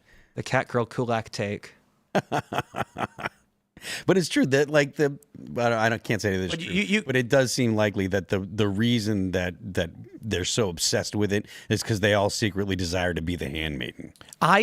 So looking at like behavioral sync and the rat utopia experiment, I'm sure you're familiar with. Yes. They couldn't correct those behaviors in the rats. I'm pretty sure that if you took like New York, the average New Yorker, and society collapsed, they would still not want to have kids. It's not going to change. You said, as the pattern goes, when a society becomes wealthy, or I don't know what level of wealth that would be, people stop having children. Is the only solution for our country to just plummet into poverty? Is that the solution to bring the birth rate back up? That's a good question. So if you look at the previous civilizational collapses, it's barbarians and religious people tend to be the ones who procreate. That was the fall of Rome. That was the fall of Islam. It's most empires. It's the whole hard men make soft times make soft men, which make bad times, and then the cycle restarts. You know, interestingly, we've already built artificial womb incubators. That's going to be a disaster. Kids need their mom. Like, Yeah, the cycle. I'm sorry to cut you off. No, well, hold on, because you are correct. But what I'm saying is, we've grown. I think they grew a lamb in a bag. Yep. Yeah, if society collapsed and fertility was collapsing, then you wouldn't need to take the country over and force women to do anything. They would just replace the women with bags. It's not good, but it's true. But then all the babies would be effed up. Yeah. But humans wouldn't be extinct. I mean, It's called an extra-uterine system. Wow, that's Mary, crazy. they're already effed up. Serge is great. I mean, look at the Romanian kids, where they did a program like that in Romania, and all of the kids just became completely just dysfunctional There as you go. adults. There it is. I mean, what's going to happen is that Gen Z backs the use Life- of artificial wombs. Great. Oh, great. the psyoped ones. So life is a natural equilibrium, and one of the things modern people struggle with is the universe is a responsive system, so that when something goes bad, the public moves in another direction. And so the people who have children, their children will furthermore have children, and it'll create cultural norms where the culture is a responsive system that will adjust as things get bad. So you think it's just a problem that over time solves itself, and we don't need to plummet into poverty for this? The world's ended 20 times before in history. The story keeps going. Yeah. Okay. So poverty isn't the solution. It's just time. We could avoid poverty if we played our cards well, because if you have a free market economy and you have property rights, you're probably not going to be poor. Poverty is mostly an outgrowth of certain economic incentive structures. And the thing at the fall of Rome as well is that after Rome fell, the average height and quality of life for the average person outside Italy went up, because Rome was a predatory system that took from the empire to feed Italy. We're going to go to chats, my friends. We're going to read all your chats, so smash the like button, share the show with everyone you know, and make sure you join us at rumble.com/Timcast IRL for that uncensored call-in show coming up at 10. But we do have another awesome sponsor for you guys. It is Bunker, BUNKR.life. My friends, the internet is a jungle, and if you fall victim to cybercrime, there's no police to call. You're on your own. Protecting yourself and your loved ones from cyber criminals, scammers, surveillance, governments, corporations, and AI is up to you. If I had to choose one app for privacy, security, and peace of mind, it is Bunker. Built by experts with 25 years of experience catching criminals and fighting cybercrime, Bunker was created to protect their families and friends, and now it's available to you. What do you get with Bunker? You get a private messenger to share messages, photos, and files with trusted contacts, free from surveillance. A password manager to safeguard your online financial, shopping, streaming, and social media accounts. A personal vault to securely store family photos, financial information, IDs, tax documents, insurance information, and more. Bunker is the one app that delivers supercharged privacy and security, letting you store, share, and communicate freely with those you trust. Download Bunker from the App Store, Play Store, or visit Bunker, that's BUNKR.life, and use code TIM to get your first 3 months free. That's once again, you can get it in the App Store, the Play Store, and the website is BUNKR.life, promo code TIM. Shout out to Bunker. Thank you for sponsoring the show. We're now going to grab your guys' super chats and rumble rants. Shane H. Wilder says 4 Democrats have withdrawn their co-sponsorship of Shri Tanadar's impeachment push. You got to love it. I guess I'll just have to go back to yelling deplane at Ricardo Montalban. I loved him in that movie. He looks just like him. All right. Catachrome says Signal is insanely secure. The military uses it all the time. I do want to make one clarification, as people are just because of the Shri Tanadar thing. I tweeted out about the Piers Morgan show. I wasn't tweeting that out to have any beef with them. I wasn't mad. So here's what happened. They invited us on the show. They often do. Sometimes we can make it. Sometimes we can't. I think Piers does a pretty good job on these panels. Sometimes I had one with Brianna Joy Gray that was very calm and rational, and it was a good conversation. He invited me on and gave me the opportunity to actually confront Shri Tanadar, and I'm tremendously appreciative of that. It was amazing. He asked to join this panel with Cenk Uygur, Carrie Lake, Batya Ungar-Sargon, and the congressman who's impeaching Trump, and I got to give him some choice words. However, what happened was, towards the end of the show, On our end, what we saw was we were kicked out of the room. All audio dropped on our end, and the video link player that connects us to their studio just showed their production backend, their name. We could no longer see anybody. And so I'm sitting here confused, like, are we booted? And then Kellen, the producer, was like, I have no idea. He then mutes me because he's like, I don't know if this is going through or not. I said, I don't know if they kicked us out of the room or if we're going to get brought in. After a few minutes, I just said, okay, I guess we're out. And I closed it out. Apparently, I didn't know this, but we were still feeding into their system. They just stopped feeding to us. It wasn't an issue of our internet. And so on their end, it looked like we got cut off. So then someone told me that they were saying we had technical difficulties. I was like, no, we didn't. They booted us from the production room for whatever reason. They had a difficulty. I don't know. I'm not mad at them. And so I tweeted out, we didn't have any technical difficulties. We have multiple internet redundancies. We were still feeding to their show. They booted us from the room somehow, and we couldn't reconnect. That was not me saying they did anything wrong. But I guess, Mary pointed out, sounds like drama. So it got 1,000 retweets. And I was like, I was just trying to clarify that we didn't have an issue. It was like, I assume we got accidentally bumped from the room. I don't want anybody to think that I got beef with Piers. There's no drama. I'm grateful he had me on the show. I thought it was a fun show. I look forward to doing the show again, and I think it was informative, entertaining, and I think it may be a contributing factor to why Shri Tanadar is losing support for his impeachment push, not because of me, because of Carrie Lake saying, who are you even? And Cenk Uygur laughing at him saying, this is like, he was basically like, you're going to get Republicans back. This is stupid. You're wasting our time. And I was just laughing, being like, bipartisan support against the impeachment guy.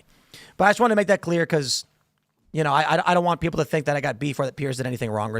I think it was just a technical error on their end. I don't know. And that's why you could still see me. But let's get some more super chats. Quantum Strange Quark says, Tim, please try to get Doug Tennape. Is that what it says? Tenapal? Doug in exile on the show. He's the creator of the Earthworm Jim comic, and YouTube just restored multiple channels for him and apologized for banning him. Why'd they ban him? Probably something stupid. Yeah. Millennial Mama says, my truck driver husband saw your billboard in Indy yesterday. Well done, good sir. It's nice to see someone doing stuff like this. Thank you very much. Yeah, we've got billboards all over the Rust Belt. Because I like the Rust Belt the best. Very cool. Probably because I'm from there. But I do think you're going to find these areas probably will resonate with the show that we have. They're not staunch conservatives, but they don't like where the Democrats are going. The Democrats are supporting rich people and not the working class. So our best areas demographically tend to be like Chicago and Indiana, Ohio, and stuff. I'm sorry to cut you off. I started watching you when I was a teenager in the Rust Belt. And yeah, I agree with that branding. This show fits that area. Well, that's where I'm from, So we were looking at we looked at Miami, and I was like, I don't think that's a good idea. Miami is not the place for a show like this. Have to have the billboards in Spanish. I don't know. Everybody was saying just get one up there, but we are in Nashville. We're in downtown Nashville. I think that makes sense. I mean, look, I'm a fan of Florida, but it's just dating shows. If you got a dating podcast, Miami billboards a winner. I heard you had. I'm sorry to cut you off again, but I heard you had Myron on as a guy yesterday. I think Fresh and Fit's a good show. Oh yeah, Myron. He's a controversial guy. But when he comes on and he talks about the law enforcement stuff, he nails it. And he's also like even when he's talking about the stuff that's fairly controversial. Is it Jews? He is nice. He was not nice on X for a while, but he's chilled out. I mean, nice with us. Oh yeah, like I know. He's polite and he doesn't. He's not spurring out or anything. He'll make his arguments. He'll disagree. Myron and I had a couple disagreements last night, and he was totally cool about it. And he's weird green room behavior. No weird green room. Weird spicy. Handshake. None at all. None at all. No, but when talking immigration, because he did federal law enforcement stuff with ICE, that's a great conversation. But I got a lot of people don't like him because of his the Jews. Yeah, because it's because He said he doesn't do this anymore, but it's because he's mean to people like mercilessly on X. Well, that was an argument, or not an argument. That was a debate that we had last time he was on about whether or not he believes that free speech needs to include being able to insult people. And I was like, well, then you should say that free speech should include porn then. And he's like, well, no, it's not free speech. And I'm like, well, then maybe it shouldn't include insulting people, because you can make your arguments in a clear way that's not insulting people and still make controversial arguments. But he was like, well, I should be able to say blah, blah, blah. And he is definitely a bomb thrower on Twitter and on his own. Let's grab some more chats. We got Tim Pohl, the Pokemon, not me, says, Trump is immune from any criticism. All he has to do when confronted on any topic is turn to the camera and say, but Obama killed 2 American citizens without trial. It was more than 2. Damn. I'm pretty sure it was more than 2. Let's get the hard numbers. How many Americans did Obama kill? I thought it was like 4 or 5. It's at least 2. Anwar al-Awlaki and Abdul Rahman. Let's see. ChatGPT. During President Barack Obama's adminis, that's all it said, 4 American citizens. Yeah, Obama killed 4 American citizens. Without due process. And ChatGPT is really not wanting to give me this information. Shame on you, Barack. Of these, only Anwar was specifically targeted. Samir Khan, an American citizen and editor of Al-Qaeda's English language magazine Inspire, was killed alongside al-Awlaki. Really? I should have known that. Abdul Rahman, we know, 16-year-old, killed 2 weeks later in a separate drone strike in Yemen. He was not the intended target. That's a lie. I don't believe these people for 2 seconds. Jude Kanan Muhammad, American citizen indicted on terror charges, killed in a drone strike in Pakistan. They say he was not specifically targeted. So Obama killed 4 American citizens without charge or trial. If I was Trump and anybody criticized, Mr. President, you are deporting people, I'd be like, did you do a report on Barack Obama murdering 4 Americans? And they're like, well, that was a long time ago. No. What, can I pull it up? Can I read your website where you talked about that? Is that on ABC? Can I look it up? Oh, it's not there. Spare me. Your criticisms mean nothing. He should just be like, well, should I drone strike all the illegal immigrants? Remember Hillary? About Julian Assange? Can't we just drone this guy? And they're like, ma'am, he's in London. Yeah. And she was like, and? I'm kidding. She didn't say that. I wish she did that. Nowadays with the Ginsu Hellfire, you could actually do that. Let's go. What else do we got? Nuke Jukum says, Tucker Carlson already said the NSA could read his signal messages when they leaked his plans for the Putin interview. I mean, yeah. Spartan Megan says, Tim, everything I've read about expedited removal only pertains to those here 2 years or less. What should we do for those who have been here longer? Out. This is my point on expedited removal is when the people come here and you're like, you are not here legally, you got to go. You got to go. You got no. My point is, due process for these people is not a jury trial. For the people who've been here longer, it's, I don't see why it would be any different. You got to go. Goodbye. It's Rev says, Tim, call Alex Jones. It is time. What is it? We haven't had him on the show in a long time. We should. You know what we should do? We got to have him at a Culture War Live. Definitely. That'd be fun.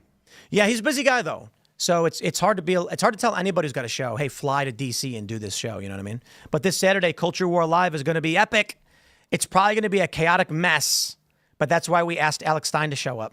That way, if it is a chaotic mess, we could just be like, that was always intended. That's why Alex here, so we can pretend like we were doing it on purpose. We'll figure it out. What have we here? Sheddock says, a few weeks ago they ran a story that Cash had been fired. No one noticed because it was BS. Did they really? That's hilarious. I didn't see that. Oh, I heard about that. Yeah. Really? Yeah.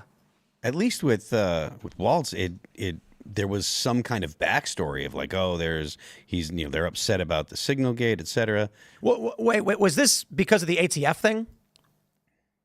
Oh, you're asking me? I don't remember. I'm I just just being remember general. it happened. Because when I looked up Cash Patel fired, it says removed as acting chief of the ATF, and they put someone else in. I wonder if that's why people thought he was getting fired. I don't know. They No could idea. be. Because that was a couple weeks ago. All right, what do we got here? St. Miles says, ChatGPT even said Robbie should get $100 million. Really? Pinochet says, sorry, Tim, if you think Robbie will get a jury of his peers and not his enemies in blue Delaware, if he even gets a trial, I have a unicorn to sell you. Our courts are political star chambers. Indeed. I mean, that's true. But I'll tell you this. I mean, if it were me and Facebook admitted it, I'd say, Facebook, you're worth $1 trillion. Give me 100 million. Zuck is going based, though. At least No, he's that's not. what appears on the outside. He's lying. I agree with that, but it's nice that you sometimes get the political signaling. Because Zuck, he's not an authentic conservative. The fact that he's going in this direction means the left is not doing well. It does signal that his sociopathic tendencies targeting conservatism means he believes conservatives are the right side of history at this point. You're right. Yeah. We reached out to his team and asked him to come on the show, and they said at this point we would politely decline. Yet he's doing the podcast circuit, and he's going on shows where no one will challenge him. Indeed. That's what liberals do. Conservatives beg to go on any show so they can. It's funny, like you watch Mike Lindell go on Jimmy Kimmel, and you're like, Mike, what are you doing? He's making fun of you. And Mike's like, I want to go there and talk. I want the opportunity to speak to these people. It's like, okay. Do you think Joe Rogan didn't challenge Zuck? Absolutely. Absolutely, Joe Rogan did not challenge Zuckerberg. I only saw clips, so I didn't. And I don't mean that disrespectfully. I've got no issue with Joe Rogan not knowing about the Twitter issue with Jack Dorsey when that happened, and I am eternally grateful that he invited me on for that show. It was crazy. I mean, who am I? Joe Rogan, the biggest podcast in the world, was like, Tim, come in here and debate Jack Dorsey. I actually told him, I was like, you nuts? Like, I was like, bro, you're kicking. I literally said this. You're kicking the baby bird out of the nest, making me debate this guy. I mean, I'll do it. I can't say no. And he was like, oh, you're good, man. Like, just come on the show and we'll do it. Joe Rogan has Zuckerberg on his show. Zuckerberg did a bunch of things that they were not challenged on. Going back to 2016, when he had staff that were deleting conservative news stories, you had the backdoor that was run by the feds where they could log in. I mean, let me pull this up. Facebook backdoor feds intercept. This is the one thing I really wish that he brought up. Secret program gives NSA, FBI backdoor access. No, that's Apple. Let me find. It was an Intercept story. I'm pretty sure. It's not. Google's not loading the Intercept. I'd have to pull this up at a later date. Many of you may remember the story that Twitter and Facebook both were allowing backdoors for the government to log into to flag content they wanted removed. Did Facebook give the government access? Oh, they did, totally. Mm-hmm. They did. I just want to find the story specifically because I believe it was the Intercept that reported it. This is one of the... It was in the Twitter files, too. Taib was talking about it. Yeah. Man, ChatGPT is so slow and awful. ChatGPT just says, yes, they absolutely did. They did a bunch. It happens all the time. They do it all the time. My specific issue was that Zuckerberg's going like, we made a mistake with the story on Hunter Biden and we shouldn't have done it. And the government was calling us and telling these things. And if I was there, I would have said, what about the story from the Intercept that said that you actually you coded a backdoor for the federal government to log in and flag content you wanted removed? I mean, that's tremendous. And I think the issue largely is that this is not Joe's domain, and I don't mean that to be a dick. Joe's a comedian who talks about issues that he thinks are important with people he finds interesting, and that's why he has the best show.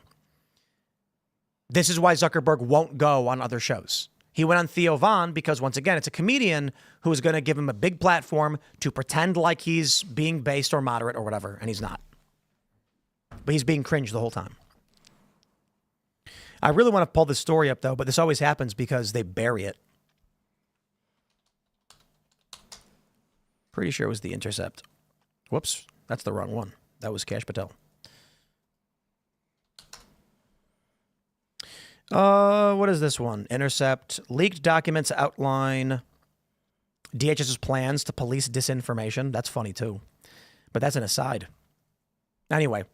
Well, we covered the story 1,000,001 times, so I guess I'll just define the story. The Verge has it. Secret program gives NSA, FBI backdoor to access Apple. to Apple, Google, Facebook. It says Facebook? Yeah. You want the... Oh, okay. No, that's fine. I mean, the story exists. Everybody knows. You can Google it. I'm not going to say it for 20 years. Nicholas Williams says Asmongold is bigger than Hassan. Yeah, I noticed he wasn't on that streamer tracker. Where does he stream? He's on... He streams on Twitch, if I understand. Really? I think it's It was a Twitch. kick. It might be... Why isn't he coming up on the church? I don't know. It's as you said, it depends on YouTube? how you want to measure it. I'm sure in some charts Asmongold's the biggest. I'm sure in others Hassan's bigger. Depends what metric you're pulling from. I know that he's got a big show, so he should be on this list very easily. Unless he didn't stream this one day, maybe. Maybe I should look. Oh, I should look at a different day. Now we can see where Asmongold ranks. He was off for like a week. He was off for the week? He took a week off, yeah. Oh, that explains it. That's why he's not been in the ranks. So let's just go back in time. Oh, let's see. I'm still not seeing him on this thing. Dr. Disrespect. He's on Twitch. Surprising. Yeah, I don't see him. So the Rubin Report. Tucker Carlson. Jinxie. Pat McAfee. Steven Crowder. I don't know. I'll look into it later. You see his views on YouTube. Heisenberg says Sam Harris is better for sleep. Yeah, but at least Lex Fridman's show actually has information in it. Sam Harris is just a regime propagandist. Like, he'll believe whatever the regime tells him to. Right. Yeah, he's He was interesting prior to Trump, but once Trump Yes. became an entity, there's no use for him at all. New atheism was cannibalized. Ooh. No, keep going. Oh, new atheism was one of the first things to get cannibalized by the left. The whole elevator gate. Atheism plus, yes, and atheism plus, that kind Wait, of. what's So- elevator gate? New atheism was this relatively popular movement. Are you aware of it? Yeah. Okay, great. So for the audience, new atheism was popular like 15 years ago. And the thing that destroyed the new atheist movement was a guy asked a girl out on a date in an elevator. And he was not a particularly good looking guy. And then she made a big deal out of it. And then it caused a huge issue inside the new atheist community about whether or not that was acceptable. Wait, who is And this guy? I forget. He was not a historic figure. It was just. And so this tore apart new atheism, which had a lot of leftist components. So after that, all of new atheism served the left's interests, and it stopped actually being its own movement about doing things. So it's like the elevator has the implication. It's just a funny word. People say gate attached to anything. Yep. But if you ask a girl out in an elevator, there's like this Oh, yes. implication. Exactly. All right. Lima Guy says, Tim, I am a boomer. I'm way out of your demographics. You are correct. When we're gone, it's going to be a cluster. Oh, yeah. I'm glad my parents are gone. I don't want them to see this ish show. It's wild. You know what's crazy? Is I'm going to be 40 in 1 year. I am 39 years old. It's kind of crazy how much it's been 10 years of this deranged psychotic reality. That's kind of the point, I guess. Never would have thought this is where we'd be. Entrenched in this psychotic, insane landmine of, I don't know, man. Raymond's G. Stanley Jr. says, Tim, breaking points is like 90% Trump these days. God. I pulled it up. It's not, at least not right now. Did I close that out? No, I'll give credit to breaking points. I think Crystal Ball's gone off the deep end, but you've got Trump, then you've got tech CEO, then you've got Pritzker, then you've got Rubio, but Trump's in the thumbnail. Then you've got Elon, then you've got Trump, then you've got Trump, then you've got African journalist says USAID is bad, Zionists, U.S. jet falls, then you've got Trump, then you got MAGA influencers. I don't think they're as deranged. There's a lot of Trump in here, but Trump is the president. So that's what I was saying the other day too. Like, we obviously have a large amount of content that's Trump too. He's the president. It's fine if you're talking about what the president is doing, but every single video, and it's always bad. Jeez. It's sad if you read what Marxists wrote 50 years ago, because they were so much smarter back in the day. They had their whole theory of history with the dialectic, and you go from the slave state to the feudal state to the capitalist state. And to see them fallen this far, Daddy Marx would not be proud. Daddy Marx does not want Hassan to have a Gucci bag. He wants them to study the dialectic. Ask Hassan how much he paid for his dog. How much? It's a Some kind of design. multiple thousands of dollars. Yeah. Let's grab a couple more chats. We got enough time for maybe one more. All right, Jacob Jones says, Tim, your guest is giving out back-to-back black pills. but then sprinkles in those hopeful white pills, and somehow I'm just accepting this with enthusiasm because I like the guest's perspective. You will conquer. We will win. We will destroy our enemies and survive. This is a mere momentary moment of terror in which we will later conquer. This is but a moment. Whoa. Zevik says, according to ChatGPT, the Amish have a 6.2 birth rate, followed by the LDS Church at 3.4. The leaders of the LDS Church promote having children and strong community. They hold up 2 spots for birth rate. Wow. Well, all right. It's going to be an interesting future, my friends. For now, smash the like button, share the show with everyone you know. Buy some Cast Brew coffee. It's delicious. At castbrew.com. It's the best coffee, everybody agrees. You can follow me on X and Instagram at Timcast. We're going to have that Rumble members only uncensored show. Go to rumble.com/Timcast IRL. Use promo code TIM10 and you'll get $10 off an annual membership. It's not just the uncensored show. You'll get access to basically everything they have to offer. That's Crowder's Mug Club, all of the premium content that exists on Rumble, and our Green Room podcast. We have a Monday through Friday raw behind the scenes podcast that maybe you're not watching. It's getting 50 to 100,000 downloads per episode. It's big. It's very big. And it's just us chilling, hanging out, and it's uncensored. We do this every day because we want to give you that value. So check that out as well. Rudyard, do you want to shout anything out? Just check me out at my 2 channels, What If Altist and History 102. Thank you so much for having me, Tim. Right on. Go subscribe to Pop Culture Crisis. We go live every Monday through Friday at 3 p.m. Eastern. You should send me validation on Instagram at Mary Archived, or you can go send me hate on X. That is also Mary Archived. You liked that. I am Phil That Remains on Twix. I'm Phil That Remains Official on Instagram. The band is All That Remains. Our new record dropped on January 31st. It's called Anti-Fragile. You can check it out on YouTube, Apple Music, Amazon Music, Spotify, Pandora, and Deezer. And don't forget, the left lane is for crime. We will see you all over at rumble.com/TimcastIRL. Thanks for hanging out.